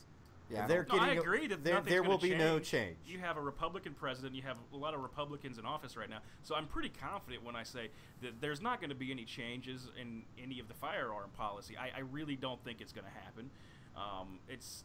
Please tell me how you're going to get a bunch of Republicans who are lobbied and endorsed by the gun industry to vote against the gun industry. It's just not going to happen. It's not just Republicans. But there's a lot of people. Democrats who are also lobbying. Bottom line, that the firearm industry is very powerful and they're very wealthy and they lobby a lot. They're beyond powerful. They're a supreme entity within the government. I don't know if you realize this, how effective the NRA is at keeping legislation from happening for anti-gun. If you get labeled as somebody who goes against anti-weapons by the NRA, you don't get their funding anymore, and other people will not fund you. Therefore, you no longer have representation. You no longer get elected. Dianne Feinstein's been in office for like 30 years. She's about as anti-NRA as they get. Where is she from? California. I'm just proving your point. That point's not true. Like you're saying, if you go against it, is for the majority. It is for the majority. Just because it happens to one person doesn't make it true for everybody. There's a lot of politicians out west that have been anti-gun. And but there's also a south and a southwest, and that doesn't happen. You're right. You're saying if you're going anti-gun as a politician, nobody's taking your guns, Brett, at any fucking point in time. I just think it's funny how you respond when you don't agree with me. We can agree to disagree, but if you're saying that we need to be licensed and have registries, I say no, and I disagree. And my point is that it's been proven through time with governments that, number one, human beings are corruptible. Number two, governments are turned on people and then put. Do you certain understand things in the place. very reason we don't have a registry is because people are corruptible? That's the very reason we don't have a registry. I disagree with it. You give them an inch, they take a mile. So then, what makes? What separates a state level person who accepts money, who is then bribed, from a federal employee who then takes money as lobbying? I think they're the same exact thing, but on a state level it's bribery, but on a federal level it's legal. Yeah, No, that's true. well, okay, That's that's no. a whole other debate. Now, I No, think that they're is both the very guilty. debate because No, the NRA utilizes let me that. say what I'm saying. Just trying to say. Don't stop interrupting me. I think they're both rotten. I think it's both. It's really shitty on both parts, and it's really fucked up how you can have it on a state level and get in trouble criminally and do it on a federal level, and it's that's just the process. No, it's really fucked up. It's not okay. I think the whole lobbying situation in this country is disgusting. It's sickening how things work, where basically whoever has the most money is going to pay these people to vote for them. It's fucked. Right, but I don't know what you're trying the to say. laws of the United States are not ruled by the few; they're ruled by the many, man. And that's just the way it is. That's how it was written, but unfortunately now it's the wealthy and the elite. Right. They're the one and the Or corporations. the people who pay the NRA for membership, So How which would is you not feel if it necessarily was just the a wealthy. license and not a registry? I say fuck it all. I want no more restriction. If you want my honest, If you want no restriction, then no, you I don't want no restriction. I have no problem with background checks because I do believe that you need some system to keep fucking people that have really fucked up backgrounds with violence or crime or other things from walking into a gun store and taking a firearm home. No, you absolutely need a system in place to weed out bad people. Absolutely. But we do have stuff in place. You know, the issue is right. But the stuff in place is terrible. It's not really. No, it is because I'm you not can gonna be name no, it is because you can be on the terrorist watch list and still buy weapons. How can you still be on the terrorist watch list and buy weapons with no restriction? And the answer to that question is the NRA. They prohibit any fucking legislation that involves rifles or firearms to that extent. And if you allow for the continued lobbying of basically the paying for campaign money or whatever they choose to representatives, you allow this to continue. I have no problem anybody knowing what the fuck I have. I don't. If you ever use the weapon, they're going to find out what the fuck you have. There is no reason why anybody needs to not have a registry. In my opinion, what does it fucking prevent? It prevents nothing. It prevents nothing to have a registry. It doesn't fucking prevent anybody from having a weapon and using it lawfully from anything. So what is the point of not having one? It could only benefit the people of the United States. No, I don't know if you're understanding my point. Is like it's not affecting today or tomorrow. It can affect things, 10, 20 years from now. The person, our countries and our leadership with our presidents and stuff is set up where the same person's not there forever, which I think is a good idea. You have some change coming on, but we don't know what's going to come in 10 years from now, 20 years from now, and political climates do change. And sometimes, the tides go in one way or the other. And we've seen, a perfect example is America over the last, 15, 20 years. It kind of comes to the left, comes back towards the right. It kind of goes back and forth. So, my point is that I'm completely against it because I don't want to give them more than they already have. That's my opinion. It's my belief. Sure. People don't have to agree with me. Right. And that's okay. I'm not in favor of a registry or a licensing system when I go to the gun store to buy a gun, they literally pick up the phone and say, hey, FBI, this guy, this social security number right here says that this person is trying to buy this weapon, yes or no? And they say yes, no, or maybe let me check. And it's, I've already gone through the system. Right, but that you have to understand that adding more onto it, no, you have to understand the checks that the FBI do are minimal. It's to see if you have violent crime. That's it. If they're also very inconsistent. It's I was with my father-in-law. Yeah, it's felonies and violent misdemeanors. I had to go through tougher shit just to work for the government. To be honest with you, I don't understand why there is no mental check involved. Why medical records aren't involved. If you are proven to have a psychosis where you see things and hear things, you should not have a fucking weapon. If you are having invisible people telling you to do things that are all encompassed in your mind, you should not have a weapon. You shouldn't. I'm going to agree with you to a point, but I would follow up and say that a lot of these things are on the books right now. The biggest problem I have with people trying to add on to gun law and gun control is not the people, it's the government. It's the fact that there's certain laws that are written that are not always enforced. There's certain things that if people try to buy guns then get caught, they should be if somebody's not eligible for firearm purchase and they know it and they go in and they get declined, I personally believe the fucking cops should follow them home or show up at their house and take them to jail. You're not supposed to have it, you're trying to get it. What the fuck? That's kind of a problem. But there's a lot of inconsistencies with the enforcement of current laws because a lot of that's never enforced. And so before you would start adding on, you have a lot of states where certain mental health records are supposed to be reported to go into these databases for firearm background checks, and people don't report them for 10, 15, 20 fucking years. That's a problem. That does need to be reported. It does need to be factored into it, and there's people that are just not doing this. Right. So you need to start with what you have and enforce what's currently on the books and fix the process. I'm not going to argue with you that there's some issues and some problems. Well, duh. You could pull up 20 different crime reports of people that went and bought a weapon that shouldn't have had one and did something stupid. Yeah, it's happened. Right. And there's also tons of people that shouldn't have weapons and never use them the way that they should. And take this guy from the shooting in Las Vegas. There was nothing on his record that showed that he could not have weapons. But a loophole in the system, which is the thing. The sad part for the United States is politically we are a reactive country. We wait for something to happen and we make legislation that prohibits that. And bump firing stocks do alter a weapon to allow it to function as a fully automatic weapon, and in my opinion they should be not allowed. Crank fires, I can kind of. In my opinion, they're garbage anyway. Why the fuck anybody buys them, I'll never understand. I have no use for them. I think fuck I no. think they're stupid. It's a novelty. Yeah. It's I a don't novelty. really give a shit about them. If you come and say, "Hey, you're never gonna have a bump fire stock in your life," I'm gonna be like, "Oh well." Well, there's a reason. I'll be like, yeah, I wouldn't be caught dead well, on anyway. Wow, I Well, don't there's- really I'm good. want one to begin with. I don't Exactly. care. Well, I wouldn't care. there's a complete and legitimate reason why this guy chose to have a bump fire stock over just paying for the fully automatic conversions, because he had the money, because it wasn't monitored. He chose to purchase the weapons as semi-automatics because you're not put on a registry with the FBI by paying, or the ATF the by class paying three. the tax. It's a lot cheaper and a lot quicker. When you pay the tax for weapon modifications, silencers, weapon modifications for single use, or to have them function in a fully automatic or burst SBR. function, Don't forget about the SBR, which is stupid as fuck. SBRs or short barrel shotguns, which is classified as a modification. When you do those things, you're put on a registry where the ATF can at any point come and check out your collection and see what you have and what the purpose is for. They have basically an open warrant to your house, as far as I remember. Am I wrong in this? Does That's anybody- completely correct. No, that's true with SBR, Class 3, and suppressors. And what That's you true. essentially do is, like, there is no such thing as a Class 3 or Class 4 license. It's a Class 4 modification to the weapon. So or Class 3 modification to the weapon. And what you do is you get cleared through your local sheriff, you file the paperwork with the ATF, you pay them, and boom, you're allowed to have the shit on your weapon.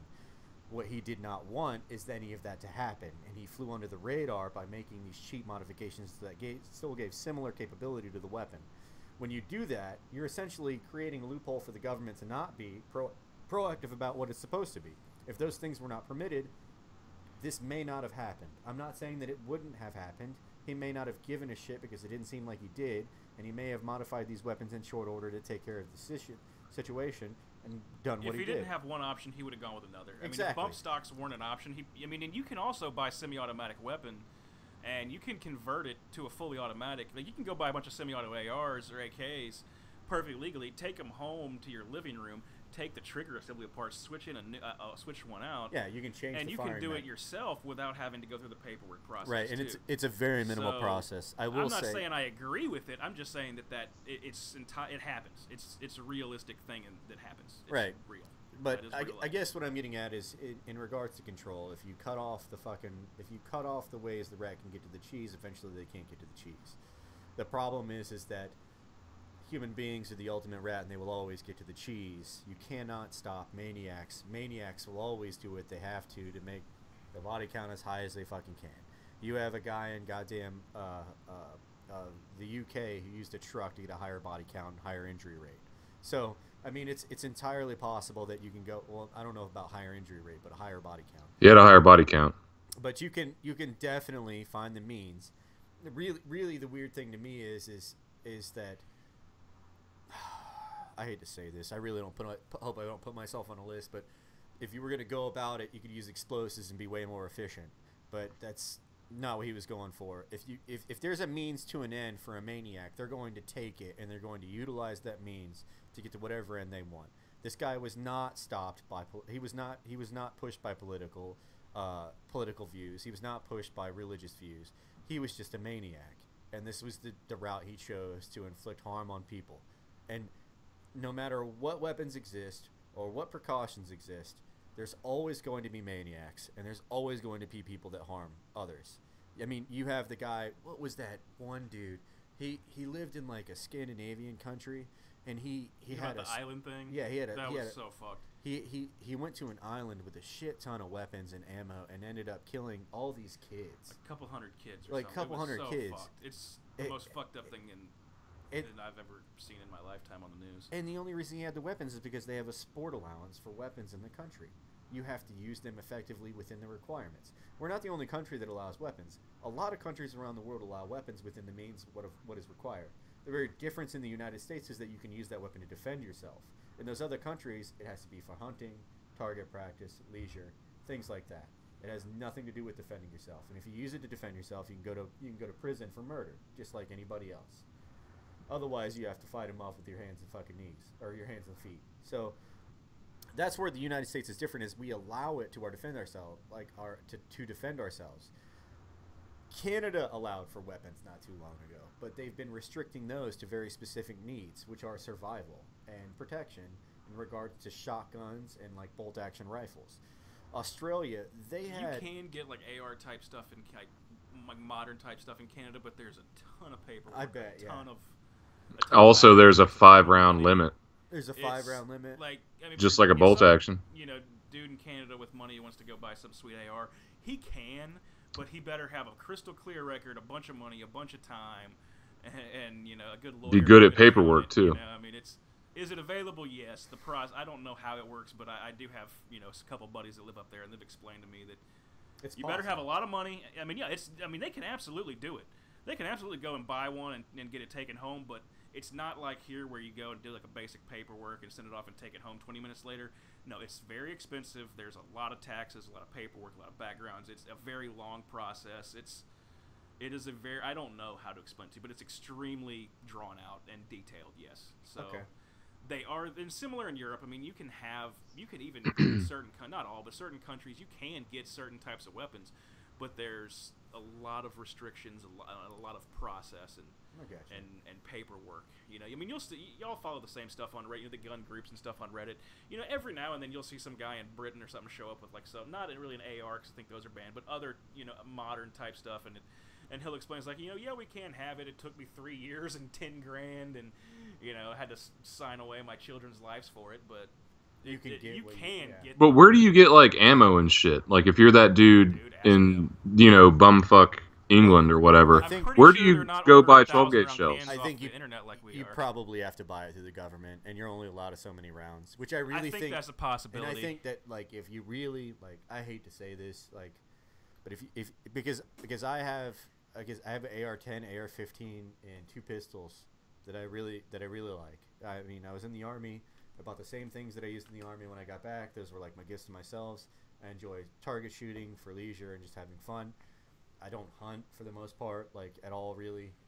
It's just to go off and blow steam, or to go and blow steam off. But what the fuck were we talking about? I just lost my whole entire train of thought. I was just talking about how availability of like if you do go through all those loopholes in England. Right. How do you get ammo? If you really looked at gun control as a whole, and I don't remember what comedian said this. I don't know if it's Jim Jeffries. Jim Jeffries. He's like, if you make. I don't even know what you're gonna say, but it's gonna be Jim Jeffries. If you just make ammo expensive as fuck. Oh, that was Chris Rock. That's Chris Rock. That's from Bigger and Blacker. If you just have, instead of having a gun registry, just let everybody have whatever fucking guns they want. If you just had an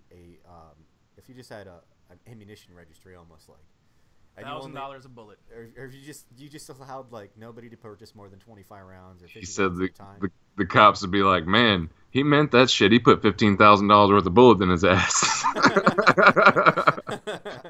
But if you had that type of limitation, and the only way that you could get more ammo is if you brought the receipt for what you had expended at the range, or if there was some type of accountability for rounds, that would be a way to limit what's capable. Oh for man, shooters. come on, fuck picking up shells, dude. It would be fucking terrible. That sucks. You would have no way to defend yourself in a situation where you need to. But really, if you think about it, how much ammo do you need to defend yourself? Say if you had a limitation of 300 rounds, that guy's party would have been over real quick, man. That guy's party would have been over real fucking quick. And I'll tell you right now, he put 200 through the fucking door before shit even got going. Well, that's the point. It's like I carried 300 in Iraq for a year. Did y'all? I mean, I'm not trying to go there. And that's the point. Did y'all ever run out, or was that enough? That was enough. that was enough. Like That was plenty. That was plenty. 300 for the year. If we used some, we got more. But I guarantee you that for my AR-15 or M4 that I had at the time, I never used. That I only fired the thing like a handful of times. Like you don't use that much ammo in a situation. And that's a fucking war. And that's a war. Yeah. Like the only time you're going to expend that amount of ammunition is if you're in an extended firefight, which is a day or days. Firefights don't take that much ammo. If you're dropping You that much, also get shot once or twice and it's over. well, if you drop that much ammo, there's a very specific reason. And that is you're conducting an ammo dump to get fire superiority. You tell me how many of us are getting fire superiority in this motherfucker. I don't think any of us. No. Over who? Over who? Exactly. Who the fuck do you need to get fire superiority over? There is no leg-to-leg combat. There is nobody on the other end shooting you back. So why the fuck would you need more than 300 rounds? You cap it at God damn. 250 to 300 rounds. I guess I should sell off some of this fucking ammo I got in this closet then. I'm just thinking, I'm like, damn, I got I'm thinking I might be a bit overstocked.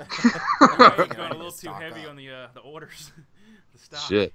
2,000 rounds of 9mm might be a bit excessive. Woo! How many did I give you for that AK? God, that was a spam can. That was a Russian I spam think I can. said It was you a got lot, some yeah. too, dude. Well, no, me and Billy split that one. You guys burned it out at the range? Fuck yeah, we did. That's long gone, son. I bought another one. Just for myself. Those spam cams are awesome, dude. I Fuck love the, yeah, dude. the Ru- They're so great. Dude, I just open it up and look at it sometimes. Dude, the Russians I mean- have this really unique way of storing ammunition, which I think is really cool. And essentially, Basically take the spam out of the can and right, dump if some you've AK ever had bullets in it. spam, It really If is. you've ever had spam, you can visualize exactly how the fuck they store ammo. Look at that. We're not joking. It's a fucking can that you would put. But it's got the little meat. thing with it that, like, it's got a There it can is. opener. it's got the can opener thing with it, yeah. And you essentially go around the edge of this fucking thing with a can opener, and then you have rolls of ammo on the inside that look That like, thing is beautiful, though. that And- look like What you these say. little paper box, these It's little fucking paper beautiful. bags. And they have this faint little layer of grease around them. I don't know if it's Gasoline. caught, That's yeah, from spam. yeah. That's from that meat product. They're all made in the same factory. You know, Russia's efficient. Definitely Or the coolest cheap, way to whichever store way. ammunition I've ever seen. Fucking It's right it the is. coolest. You know, it was Fuck cool because I yeah. had to reorganize my closet that I keep my shit there, the ammo in. And at the end of there was, you know, I had all the little tins lined up from the AR rounds and the AK rounds, and I was just like, There you go. fuck, There's is this there's- really necessary? There's an open one. Fuck, man, I bought all that ammo. I was super dead set on that AK. That was a shitty You should have AK, kept man. it, though. Has it been doing well for you? Oh, it's a fucking crusher. 'Cause It didn't you get like a Century Arms AK as well? yeah, I got a Century, yeah. Wait, which one are you talking about? I've got multiple AKs. Well, oh, you have more than one AK? Oh yeah. I didn't know Yeah, this. I've got the fully milled little short one with the pistol. pistol. Is that a AK-47 or a 74? It's a 47. It's 7.62 by 39. Man, It's you- fully milled. It's Fancy. oh, she's fancy. Oh, Yeah, it's she's- fully milled receiver. It's bad to the I'm bone. getting a half chub just thinking about it. If I ever got another AK, I would definitely Go 74. I would definitely go for a 74. Definitely. Yeah, that's gonna be my next one. That's gonna be my next one for sure. Right. They're so expensive right now, though. It's like. And the ammo's kind of fucking No, the weird to ammo's- get. What? I mean, I never saw it as difficult to get as AK-47 ammo. I thought it was just. I mean, it's available, but the price of it for the Well, 74 a it's modern more expensive. round. What do you expect? It's not It's an more archaic expensive. World War II round, which is what the 47 round is. The AK-47 is a. That's boat post-war, round. sir. I'll have you know. Well, it's barely post-war. It's barely. It was There was a couple designed. months in He between. was in the hospital from wounds from the war when he designed it. Oh, but- did you hear about a statue? Did you hear about No, that? no, I didn't so, hear. so they made a statue Mikhail? for Kalashnikov. Oh, And on the statue, whoever designed the statue, he has a German modified AK-47. So they had to tear. so they the made fucking- fun of him for the Sturmgewehr thing. No. It's not a Sturmgewehr. It looks like an AK. It's just like a West German AK or an East German AK or whatever the fuck. Oh, it that's was. fucked It's up. not his. Oh, it's old. It's totally screwed up. So they ended up fucking having to rip the weapon out, and they're redoing the weapon to put it on the statue, which is like terrible. How the fuck are you? What's the Rushing statue and made out screw of? that up? Huh? That is a good question. Is it stone or bronze or It's what? like metal. It's got to be a bronze. And it's not just one person that fucked up on that. It's multiple people. Whoever designed it was an idiot, or it was done on purpose so they could pull more money from it. Oh, what the fuck? That's it. But essentially, it was an East German or Czech AK-47. I don't know if that's the new one. Essentially, it wasn't a stamped AK. They put like a milled AK that was really fucked up and didn't match. Well, no, that's not it, because if you look right above the mag, that is stamped, because the milled ones have a longer recess in them. That's See a right piece there? of cardboard, dude. Oh, well, fuck, I don't know. Yeah, that's definitely a piece of cardboard. Like, you see that? Well, is that what they're going for, or what they came away from? Like, what the hell are they doing? That's what they're having to fix because they fucked it up. Because that is definitely not correct. Anyway, there was a whole controversy over in Russia because the AK that he produced was not correct, or they produced for the thing was not correct. They fixed it. So I just thought that was funny. I thought that was fucking funny as shit. Is like, how can Russia fuck up their own? That is your statute greatest stuff? export next to vodka, you fuck, and you don't do it correctly? That shit is equal Come to on. them as oil, for fuck's sake. Like that. Yes. That's their thing. It is the Countries- weapon of mass destruction. Countries have it on their flag, for fuck's sake. Like Mozambique, yes. That's insane. Yeah. Insane, son. Fuck You never had any problems with your AK, did you? I did. Yeah, I bought it and it was fucked up from the beginning. Oh, that's right. The first time we shot it. That's right. It wouldn't. But it was Bought an okay after that, huh? Should have bought an Arsenal. Well, fuck. If I had the money at the time, I think I only. We were paid fucking like, kids. I paid $350 for my. We were like 19 love years a old. We didn't have any. $350 We didn't have AK. Arsenal money. That was a stamped $350 Wasser AK. Wasser 10. Wasser 10. Who makes the Wasser? Is that Romanian? What the fuck is Romania, yeah. that? Yeah, it's Yeah. a Romanian AK. It's a Wasser 10 fucking, that thing was stamped. It was inaccurate as fuck. The gas block was crooked. The barrel wasn't straight. It was. Yeah, yours did have shit. issues. Yeah, That yours thing was a did. piece of shit, and it was a Century Arms International. And since then, I had said I'll never buy one. I went to actually buy another Century Arms International once they had a good reputation, and they produced this one thing called the Polish Tontal, which was a Oh, fuck yeah. that was a choice looking AK. Fuck for yeah. Polish rep. That was the shit right I there. dropped like $500 or $600 on that when I lived with you. You remember that? Oh yeah, yeah, yeah. And But now, man, my Wasser is it's a bad. I shoot it all the fucking time, and it's a beast. I mean, it's more accurate than I am. But this is the gun that I was trying to buy as a Polish Yeah, gun yeah, made yeah. by Century Arms. But they screwed up the milling for the bore and the rounds. Dude, that's the shirt I'm wearing right now. You see that AK Operators Union? That's the Yeah. fucking shirt I'm wearing right now. So they. What is that, screwed James? On my up- shirt. That's what it looks like.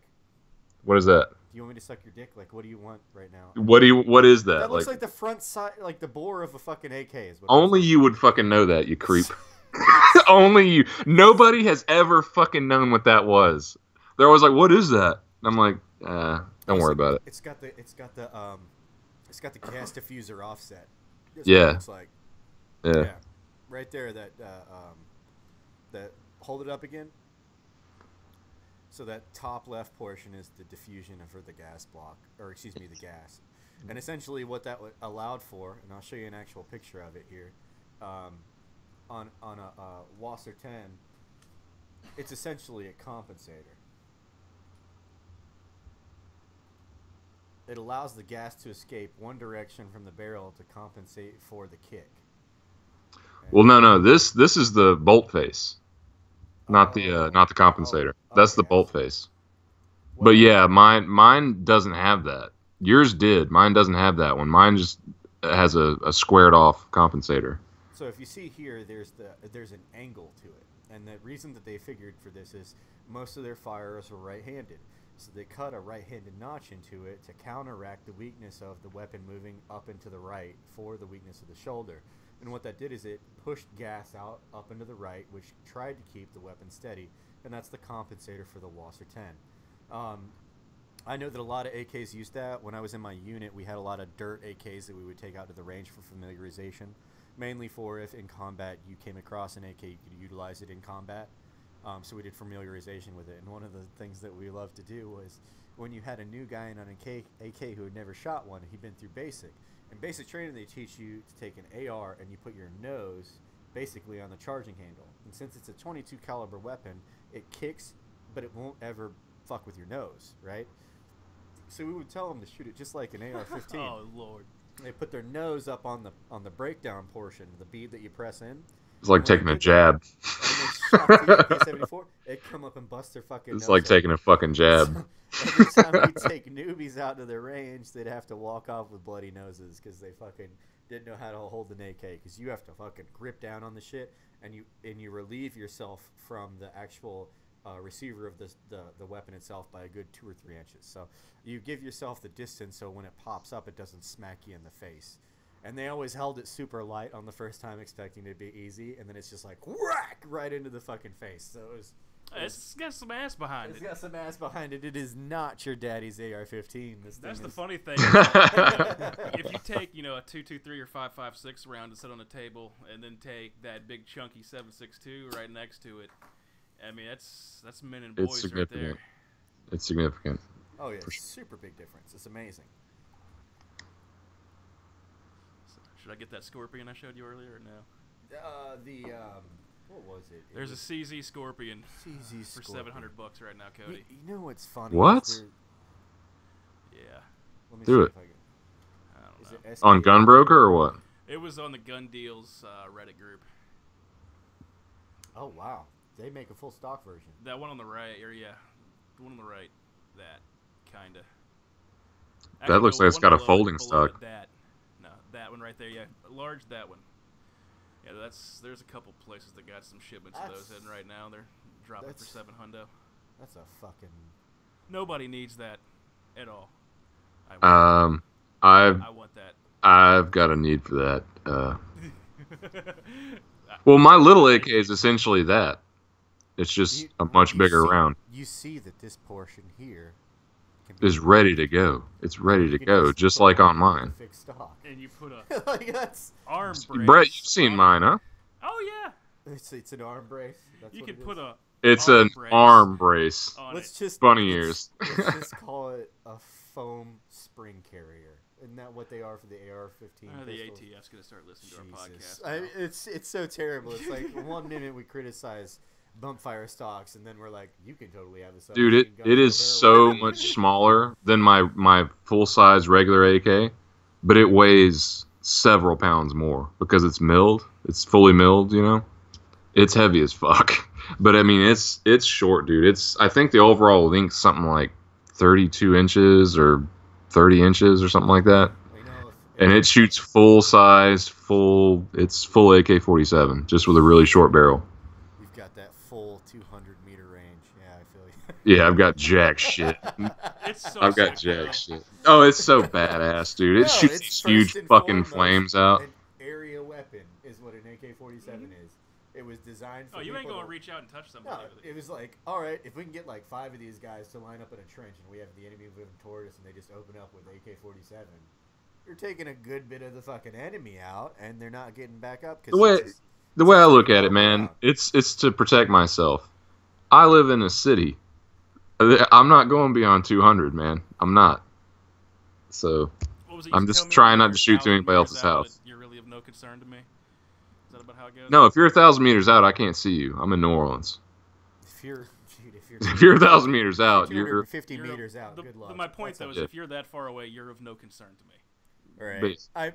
But there is a reason that the Dragunov exists, and that's because the AK had terrible range. Are you guys aware of this story or this understanding at all? Oh, fuck yeah. I've had to explain this to people in the game squad so many times. But it's just... You know who you're talking to? Yes. It's not even just the gun itself, though. It's the round. The round is too fat with not enough velocity. It's not the round or the gun. It's the combination of both. You that but AK-47 round out in a way that makes sense and is usable. With a huge barrel. You can do it in an AR-15. Dude, you can look up Russian troops on YouTube. The AK-47 isn't the barrel; it's the action. The action slams against itself and causes reverberation within the weapon itself, which causes inaccuracy. When the bolt comes back, it's a car accident fucking every time. Like it's like it causes the barrel flips like crazy. If you watch it in slow motion, it flips like crazy, Every time the bolt comes back on an AK-47, it's a fucking train wreck. Anything not milled or held together by fucking steel wobbles like a limp dick, and that's just reality. But that's also why the Russians switched to the AK-74 and utilized their 5.45, or no, 5.45 by 39 round, which allows them to have similar specs to NATO. It's just as effective as an AR-15 in the field. That's not considered a NATO round? No, it's not NATO. No, Huh? NATO's NATO's 5.56 by whatever the fuck. It's a CSTO round. It's not NATO. It's CSTO. Do you know what CSTO is? You're about to tell me. CSTO is the version of NATO that Russia runs. This Oh, the go fuck yourself? the Collective Security Treaty Organization. You don't know about Oh, were we talking about that a couple weeks ago? Right. Yeah. CSTO That's is right. the Collective Security Treaty Organization. Its member states are Armenia, Belarus, Kazakhstan, Kyrgyzstan, Russia, Tajikistan, Afghanistan, and Serbia. But Afghanistan has been a non-member since 2013. So it's same with Serbia because of wars in the United States. Anyway, that is Russia's version of NATO. It's the same thing as NATO. It's a collective security pact. It's a collective defense pact or alliance treaty organization. So for everything that NATO does, the CTSO does their own thing, or CSTO. So that's really it. So it's a CSTO round. It's not a NATO round. It's a CSTO round. If you even wanted to fucking call it that. I don't even think the Russians call it a CSTO round. I don't think the Russians give a fuck. No. They just call that shit ammo. But Belarus is a member organization of the CSTO, and that's why Zapad 2017 was a coordinated effort between Russia and Belarus, because they're two member states. It would be like if the United States organized war games with the UK, or with France or Germany or anybody else. That's their NATO. That's our evil fucking counterpart. That's the Russian counterpart. I don't want to call it evil, but that's the Russian counterpart to the NATO organization, or to the NATO treaty organization. So, that's what they utilize. They utilize Russian arms, and they utilize the AK-74. Some still may be on the AK-47, like Azerbaijan. I don't see them having a huge defense fund because it's Azerbaijan. I don't know if you know anything about Azerbaijan. They bought a Formula One race. Did they? Yeah, they've done it 2 years in a row now. They got some money. Well, Those things run 25, 30 million a piece. That's what they spent all their money on. So actually, yeah, I think that confirms your story that after they bought their Formula One race for $25 million, they had like some peanuts and dust left. So, yeah, they're still using AKs. Let's buy some Russian cheese for the rest of the winter. Like, that's what the fuck they did. It's just fucked up. So how's the dating life, Charlie? How's dating life been? It's non-existent. That's strong to hear. It's good to hear. Yeah. Was she 24? Instead of 20, was she? She was saying 20, she was 23. 25. She was beyond 23, so that's out of it, right? She's 23 and lied. That. Yeah. You know, I like them thick. He does. Charlie is a fan of the thick girls. Charlie likes them thick girls. He likes them. That's because he's a skinny boy. He likes Good. There ain't nothing wrong with I that. just want to take you to get a cheeseburger. If you're a hot dog, you just want bun. That's. I like a girl that I. God damn. James just made up a saying. James just made up a saying. God. James. Holy shit. Damn, that was good. Man, he came at you straight with that dating. Shit. That's pretty good. Yeah, he definitely did. So, but it's all Cody, well, I'm sure you heard the news the other day. Our boy, some bad news on the front of the comedy front. Ralphie, yeah, man. It was hard. Ralphie. I was sitting on the shitter, and I was on Twitter. And, basically the only people I follow on Twitter are comedians. And everybody was freaking the fuck out. I was like, God damn. And now I've listened to, like, 3 podcasts of comedians. And one of which was like 2.5 hours of just them telling Ralphie May stories from like them on the road and doing comedy together and shit. That was a bad motherfucker, man. He was cool. Dude, I'm gonna be honest with you. I've seen him live. You saw him live? Yeah, Ralph? Yeah, Ralphie fucking killed it. Shit. He's the real fucking. You see him? I've seen him live twice in Atlanta through the years. So, I first saw Ralphie. What venue? It was years and years ago. I was flipping channels and Comedy Central came on, and there was this big fat motherfucker on stage with a bright orange jacket, and it was his. That was a great special. It was that special was great. Or something Yeah, like that was a great special. That was how I got introduced to Ralphie May. I was like, this motherfucker is for real. This dude is a legit comedian. And through the years, I always followed him. Came to town a couple times. I was fortunate enough to see him. The thing I appreciated is his live sets were like 3 fucking hours. He killed himself up there. And he always said that, he knows the price of his ticket averages out to 2 or 3 hours work for most people that buy it. So if he doesn't sit up there and give us 2 or 3 hours worth, then he's a piece of shit. That's fucking awesome. So he made a point to, put the time in. And Did he have opening acts? Yeah. Now it was, typical stuff. I think it's, I haven't seen a ton of comedians, but there was the house guy that would come out for a few minutes and was kind of good. And then there was a second guy that came out that did his own stand-up routine. He was one of Ralphie's boys for like 10 minutes. Where did you see him at? Did you see him at a theater or a club? Center both times, so it was big. Oh, okay. So that's big shit. So yeah, they normally have 2 openers. Never saw him in a club. It was about 1,000 seat shows. Big stuff. But dude, he came out, and I'm gonna tell you the funniest thing because they cut it from the fucking. They cut it from his latest special. Actually, the second time I saw him, it was the Netflix special that was filmed in Atlanta. On the background was like the big map with all the signs on it. Yeah. That was a good one. I was at that filming. Okay, dude killed it, and everything you see in the special was there. It was great. But one of the last bits he did before the end was he was talking about how close him and Snoop Dogg were, and the time he fucked up his Christmas weed and took it through customs. And I was like, this is the dumbest motherfucker. That was so fucking funny. Is that the one where he's talking about the chick that was dating the Clippers owner that screwed him over? I don't remember that. Where she had that magic giner he was talking about.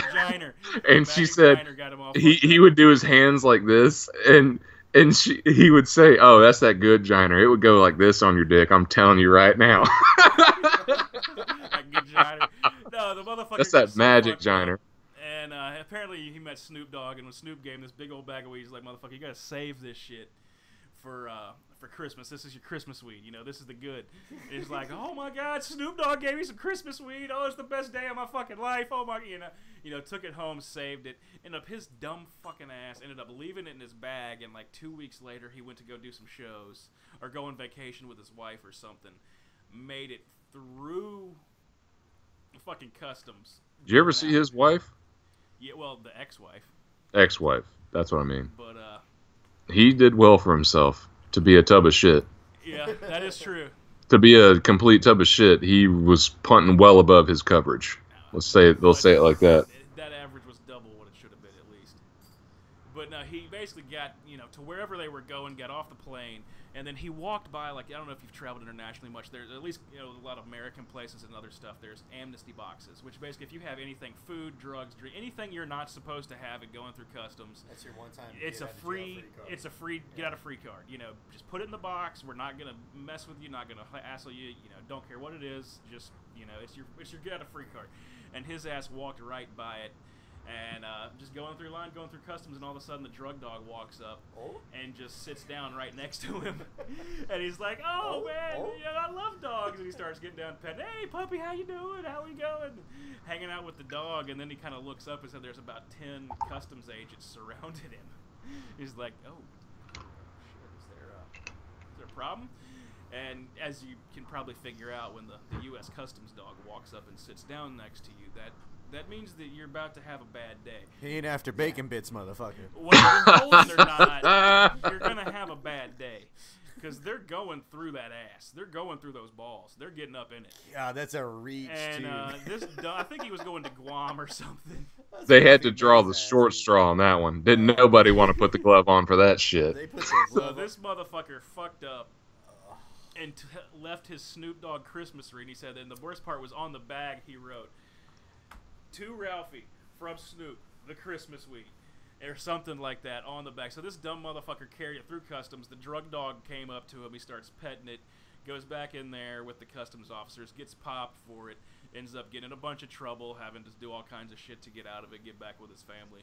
But they cut that out of the special. And I think there may have been other times he brought it up or mentioned it, but the way he told that story, it was my favorite Ralphie May bit ever, just because it was something that he actually did that was incredibly fucking stupid. And the way he told the story was brilliant. That's the thing about Ralphie May. I mean, you can say a lot about him, but that motherfucker is a real deal comedian. He is a funny motherfucker. Well, he And was respected. He will make you laugh your ass He- off. That's the thing. The big time comedians appreciate him. They get it. He was respected, man. I mean, Doug Stanhope brought him on tour with him like 20 years ago, and Joey Diaz, like all these guys, like Bill Burr, he did a whole like 15-minute segment just talking about him and Ralphie basically starting at the same time.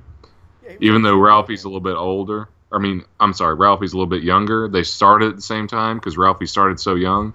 Yeah. And they grew up in comedy together. It fucked everybody up. It was, I mean, when I heard the news, I was not surprised. And, be honest. Well, no, I couldn't believe he was alive when I saw him. He's 5 years old. He weighs 500 pounds. The fact that he's, still getting around the way he does is pretty good. When the doctor says it's going to kill you, it's going to kill you. Dude, I mean, The he shitty was part is obviously unhealthy. he was very unhealthy. I think the shitty part is that this may not have had to happen, because what I do know, he had pneumonia for at least a month. That killed him. Yeah. And he continued to work. He basically was in Vegas doing a bunch of shows, and instead of canceling shows and getting medical treatment, he kept doing the shows. And he had cardiac arrest. And basically was sick as fuck and went home and just never, by the time the morning came, he was gone. Yeah. And like I said, I mean, when you're that big for that long and you're that unhealthy, and something happens, it's not surprising. But that's so fucking sad, because dude, what dude fucked was a me real up? deal comedian.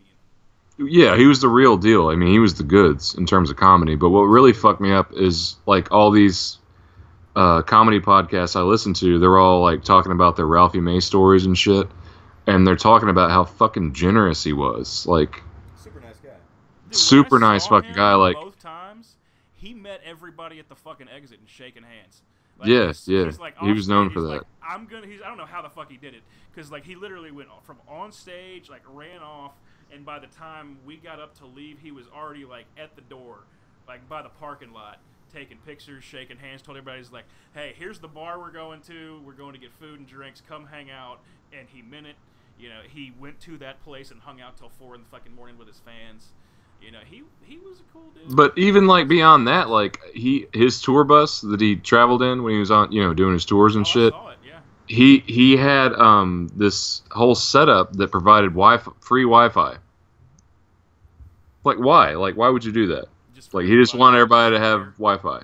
He paid a lot of money just to have everybody have Wi-Fi. What if he just really wanted Wi-Fi and then everybody else has a benefit? Well, no, he paid a lot extra. This was some like broad-reaching Wi-Fi he had. It's probably that fancy $100,000 satellite internet shit that we're gonna get in 20 years. Oh, that would be shitty to have to set that satellite every time you fucking park the bus. Yeah, that's your world, Jimmy. You tell us how much that's gonna suck. I don't even want to think about it. All I know is we had Spa War satellite internet overseas, and that shit was fucking garbage. So that when you were on deployment stuff. Yeah, it was terrible. You fucking, it'd take you like 20 minutes to download a song. Like it was super bad. Damn. But I didn't have it on. We didn't have Wi-Fi on the first tour. It was only on the second tour. It had become developed enough that enough people could band together and essentially contract Spaware to come to your group, and then set up a Wi-Fi signal among your shoes, which are essentially the buildings you live in. But I don't know. The last comic that I saw was Noah McDonald, and that dude was fucking hilarious. I don't. Where'd you see him at? Someplace in North Atlanta, up in Marietta. It was, or actually it wasn't Marietta. It was like I saw it with Jennifer. It was up in what the hell was it? It was up in like Sandy Springs area, like Dunwoody kind of thing. Anyway, the dude was funny. Like I was not expecting to laugh. I've heard him talk before, but that guy is the master. No, Norm is funny as fuck. He's the funny. Master of stretching jokes beyond their funny point and then bringing it back to funny. He'll be like, so I got this story to tell you about these crayons. But before I get into the crayons, the day that I bought the crayons, I was going down to the store and I ran into this lady who had some whiskey on her. So I was talking to her. And I was talking to her and she sold me some of the whiskey. Well, after I bought the whiskey, I started drinking the whiskey. I was super fucked up, and I didn't know what was going on, and I ended up on the back of like a fucking on the back of a train. And I was on the train, and he just fucking drags out these jokes for like 20 minutes, and then by the time he gets to the punchline, you're so worn out. You're so worn out for paying attention. Man, It's him fucking with you. It's not even about the joke anymore. And you more laugh at the fact that he's pulled you into this bullshit for like 15 minutes before he gets to the end of the joke. It's hilarious. He's really crafty, man. That guy is a genius. I wish I could see him again. Hopefully he's coming around again. I would love to see that dude again. It's funny as shit. He put out a special on Netflix a few months ago. Really? Haven't seen Yeah, it. it's really good. It's really good. Yeah. Some Netflix going on. Get me that. Yeah, he's really good. I went and saw Chris Rock, right? A few months ago. How did you It feel was about back yourself? in. How did you feel about yourself when you left, Cody? I felt drunk as shit by the time I left that motherfucker. Just knowing you're white. That's all I'm saying. No, dude, no, it ain't like that. No, He's it's not doing like the racial comedy anymore. He's got like. It's Chris Rock. Yeah, he's doing fucking racial comedy, but no, that's it was all half white people. Of course. But no, it was cool. It wasn't. There was no tension or anything like that. But, so it was like the fucking greatest comedy show. So I'm expecting to see Chris Rock. I don't know who's opening for him because he didn't announce. His opening acts: Hannibal Buress and fucking Jeff Ross. And they fucking slayed, son. It was Jeff Ross brought 10 people on stage to be roasted for 5 minutes apiece. And he tore them. He tore. Yes. He tore them new assholes on stage, and then sent them back to their seats one by one, and went to the next person. And then he did 15 minutes of just stand up, and then Hannibal Buress showed up. That guy's funny as fuck.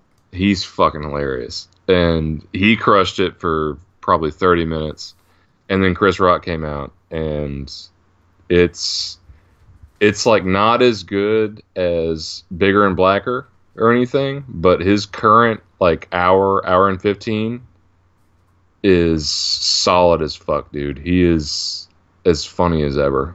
Like honestly, it was a great show.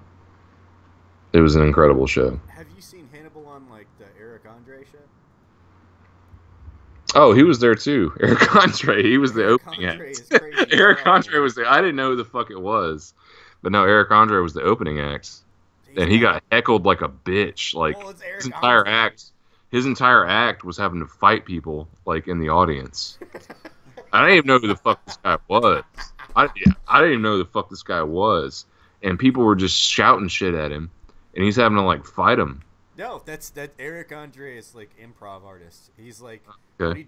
I didn't know who the fuck he was. What his goal is to do is he tries to make you feel as awkward as possible. Oh, well, he did. That's what Eric Andre does. He did, and people couldn't deal. And they were fucking screaming at him, and he was tearing them new fucking assholes, dude. Well, Hannibal, like Eric Andre has his own show on Adult Swim. It's called the Eric Andre Show. And there's a picture of them. It's all of those guys: Chappelle, Hannibal, Jeff Ross, Eric Andre, and Dave Chappelle, because Dave Chappelle was in town that weekend. But unfortunately, Dave didn't come on stage. But apparently, he was in the audience while I was there. And I was like, motherfucker. His new shows were funny as hell on Netflix. The two new stars, Netflix Dude, specials. they are really good. full I enjoyed them. class. The first one was the best, but man. Like when he's telling those OJ stories, that's the shit. That's the fucking shit. Let me tell you about the last. I got 3 things I'm going to bring up tonight with OJ. It's funny as hell. He said, like, whatever chick he was with, and he goes, babe, that man rushed for 10,000 yards. Show him some respect. I think my favorite part out of the 2 specials was the he rapes but he saves Bill Cosby shit. That shit was hilarious. That was I was like, God damn, I was not expecting that at the end. He seeds it early on. He's like, imagine if you were a superhero. He's talking about that guy who comes to him at the party in Hollywood who wants to help him create a movie. And he's like, well, I have this movie about a superhero, but he's gay and he's a rapist. But he rapes in order to save. He can't save people unless he has sex, and nobody gives it to him, so he has to rape to get it before he can save others. But by far, he rapes far fewer people than he saves. And then he tied that into Bill Cosby at the end of the special, and I was like, Yeah. holy fuck, this is messed up. But it makes a lot of sense. He's a genius comedian. He is funny as shit, man. Dave Chappelle is good. And he was talking about Kevin Hart, man. That whole shit about Kevin Hart was amazing. About Yeah, him and his kid and shit. Son came like, Daddy, I need $200. Kevin Hart's tickets. And he's like, there's $100. My shit's $65. What the fuck? What's going on here? Wait a goddamn minute. And he started realizing how much money Kevin Hart's making. Oh, it was like, great. time the fuck out. But yeah, he's like, I so gotta get back in this shit. I listened to like basically all the good stand-up comedian podcasts, and they're saying like what Dave Chappelle's doing at the Comedy Store right now it's just murder. They're like, no, this shit is crushing. Like what he's about to do. The stuff he's about to bring out on Tuesday. Yes, like he's got like 4 to 6 hours of murder. Oh, cool. I can't wait to see Yeah, they're like Rogan and Bill Burr and like all those guys are like, no, this shit he's doing right now it's stupid. And so Chappelle's supposed to have, I think, 4 more specials on Netflix. Like I think that's what he signed for, his contract. No, I think it was like $20-something million for those 2. But he signed for more. He signed for more. So if he narrows this apparent amazing material down to the best shit, this should be some pretty amazing stuff. Well, You'd one thing think. we know is that motherfucker knows what he's doing up there. I mean, he is on. He's the best living, that's for sure. He's a nut. I'm a big Bill Burr fan, but he's no. Is anything as good as Bill Burr's Philadelphia rant? I like Killing Him Bill Softly is a better special, but as far as a rant, no. I like Bill Bill Burr's fucking rant. went off. Nobody's gonna blow you up, you piece of shit. One bridge having fucking town. You got Never 6 gonna more fucking blow minutes. you up. Fuck There's you. You 6 got more 6 fucking minutes. of this.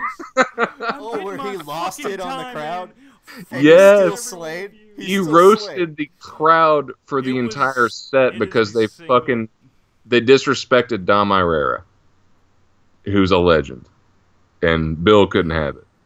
And Bill came out, told him to suck his fucking dick, and continued to roasted do him. so. the Continued most to do impressive so display for his I've ever entire seen. set. And like they're booing him to the point where they're like, "No, you have to get off stage." And he's like, "Oh no, there's 2 more minutes, motherfucker." Yeah, fucking clocks it right from there. And then And the he best takes part, he his gets down time. and he Yeah, the he did last his minute, he entire takes the set hockey telling them game. how much they And suck. there's 1 minute left in the period. Yeah. He brings it in like a fucking hockey match. Yeah. It was pretty funny. He I like his rant fucking about he's like, I want a pistol, but I just want a 22. And he's like, you motherfuckers shoot somebody in your house with anything bigger than a 22. You ain't hear a goddamn thing. You're going to be hearing, whoa, whoa, whoa, whoa, whoa, whoa. And that's it. It's great, man. I love his... That is true, though. I love that. No, it's true. 22 is going to be a little bit less. I mean, when I went out hunting with my dad, we didn't wear earring protection, and that's all we had was 22 long. Same Like, here. Shit's not that bad. You are definitely going to have tinnitus later in life if you do it enough. But, yeah, it's not that bad. You can deal with it. I cannot imagine trying to hear anything after shooting my 45 or my 9. Well, what's crazy is 9 is so much worse than 45. You have 2 booms. I've shot one. both without hearing protection, and the 9 is way worse because it's supersonic and the 45 subsonic. You just get a big thump out of the 45, which makes your ear ring a little bit, but the 9mm, it's way worse. Yeah, the 45 is loud, but I kind of consider it dark and loud. Like there's a lot. Yeah, it's a of, boom. It's a there's big depth boom. to it, but it's not. It's more concussion than bite. But the 9 is so close to Sonic that it. No, it's does supersonic for depend sure. Well, on you have rounds you buy. the reason it's so It's loud is 1400 because you feet have per second. the explosion of the bullet or the cartridge firing, and you also have the sonic boom from the bullet moving. Right. You know, at like Mach 1.5. But you can also buy subsonic 9. You You know, can. Right. Okay. No, you absolutely can. You can buy subsonic 9. Dude, though, I am kind of totally prepared to get me, I hate to say this, totally prepared to get me a little fucking 22 and get it set up with a silencer if raccoons come back. I just really Dude, do not want my chicken. you ain't lying, Jack. My uncle's got it. And we shoot that fucking thing. Like, he's got a sick-ass Ruger 1022 that his suppressor fits on from his AR. It fits on the 1022. It's the same caliber weapon, yeah. Same caliber weapon, yeah, just different length. Generally, but it'll work, Generally, yes. We're not going to go into that, but, dude, if you go subsonic and with the suppressor, it's quieter than a pellet gun. But even with regular 22 LR, 22 long rifle, it's quiet as fuck, man. It's just a little crack. It's nothing. Yeah. And it depends on the distance you give it, right? So the farther it travels, the louder it'll be, in essence, right? It'll break the sound barrier for longer, cross more. Well, it loses muzzle velocity very quickly, but yeah, theoretically, yes. Right. So with that, my plan would be, and I looked this up, and it's really not that bad. You can get a 22 suppressed combination, pistol and suppressor for like $500 to $700. It is really not. Does that include the tax stamp? The paperwork's a tax bitch, stamp though. is separate.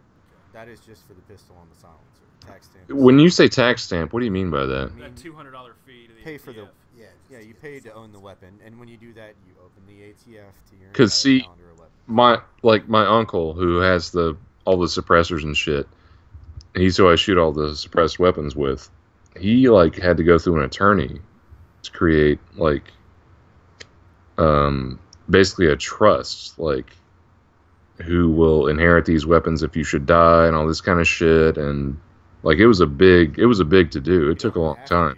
I think your brother did that, but you don't have to. Not my brother, my uncle. Yes. I know the uncle you're referring to because I always heard about how cool this uncle was and never met him. But You shot with him. What are you talking about? have I now? Yeah. I don't remember this. This must have been a long time ago. Anyway, no, as long as you pay your tax stamp to the ATF and you're approved through the local sheriff with your background, you can get whatever you want. You don't have to go through a lawyer. You can do it all yourself. It's just paperwork. Lots and lots of paperwork. Maybe he just wanted to do it a certain way. I don't know, but he made it sound like a real pain in the dick. Well, it does sound like he did it a certain way. He wanted to. It sounded like he had a trust to have it passed on, and that's something that you do if you're really worried about where your weapons are going. Are you on the trust? I am. That's what I figured. So I don't have a trust. My weapons just get fucking. To He actually said, well, maybe this is what it is, because he actually said, if you have to have this paperwork with the suppressor if you possess this suppressor, right? And he said you can legally transport, use, and have this anywhere in the country. That it's legal. That it's legal. He gives you full rights so that you don't have to pay for any of it. Right. All right. I guess. I don't know. I don't know if I'm in the will for the shit or what, but It's essentially, it's a living, it's not a will, it's a living understanding of who it goes to next if he's not able to have it anymore. But the thing is if he's not able to have it anymore, who does it really go to? Do law enforcement? it goes to Matt, my cousin that you wrestled the shit out of in my house. I don't remember Matt. He was the blonde kid that you wrestled the shit out of for like 2 hours. When was this? Oh, we were like fucking 13, Okay. 12 or 13. My Yeah, memory, that's like legit 20 years ago. my memory Yeah, it was a long time ago. It was a long memory time goes ago. back so far, and that's it. Yeah. But we are at 10 o'clock. I think it's a good time to call it. Had a good podcast, guys. Thanks for joining in. I'm James. I'm Cody. Brett. I'm Charlie. I'm Cody. Cody, you always fuck it up. I think Good night. I shit the bed. I got a delay. Come on. it's all good. All right, let's call it, guys. Have a good night. Nice talking to you. See y'all next week. All right, have a good one. Later.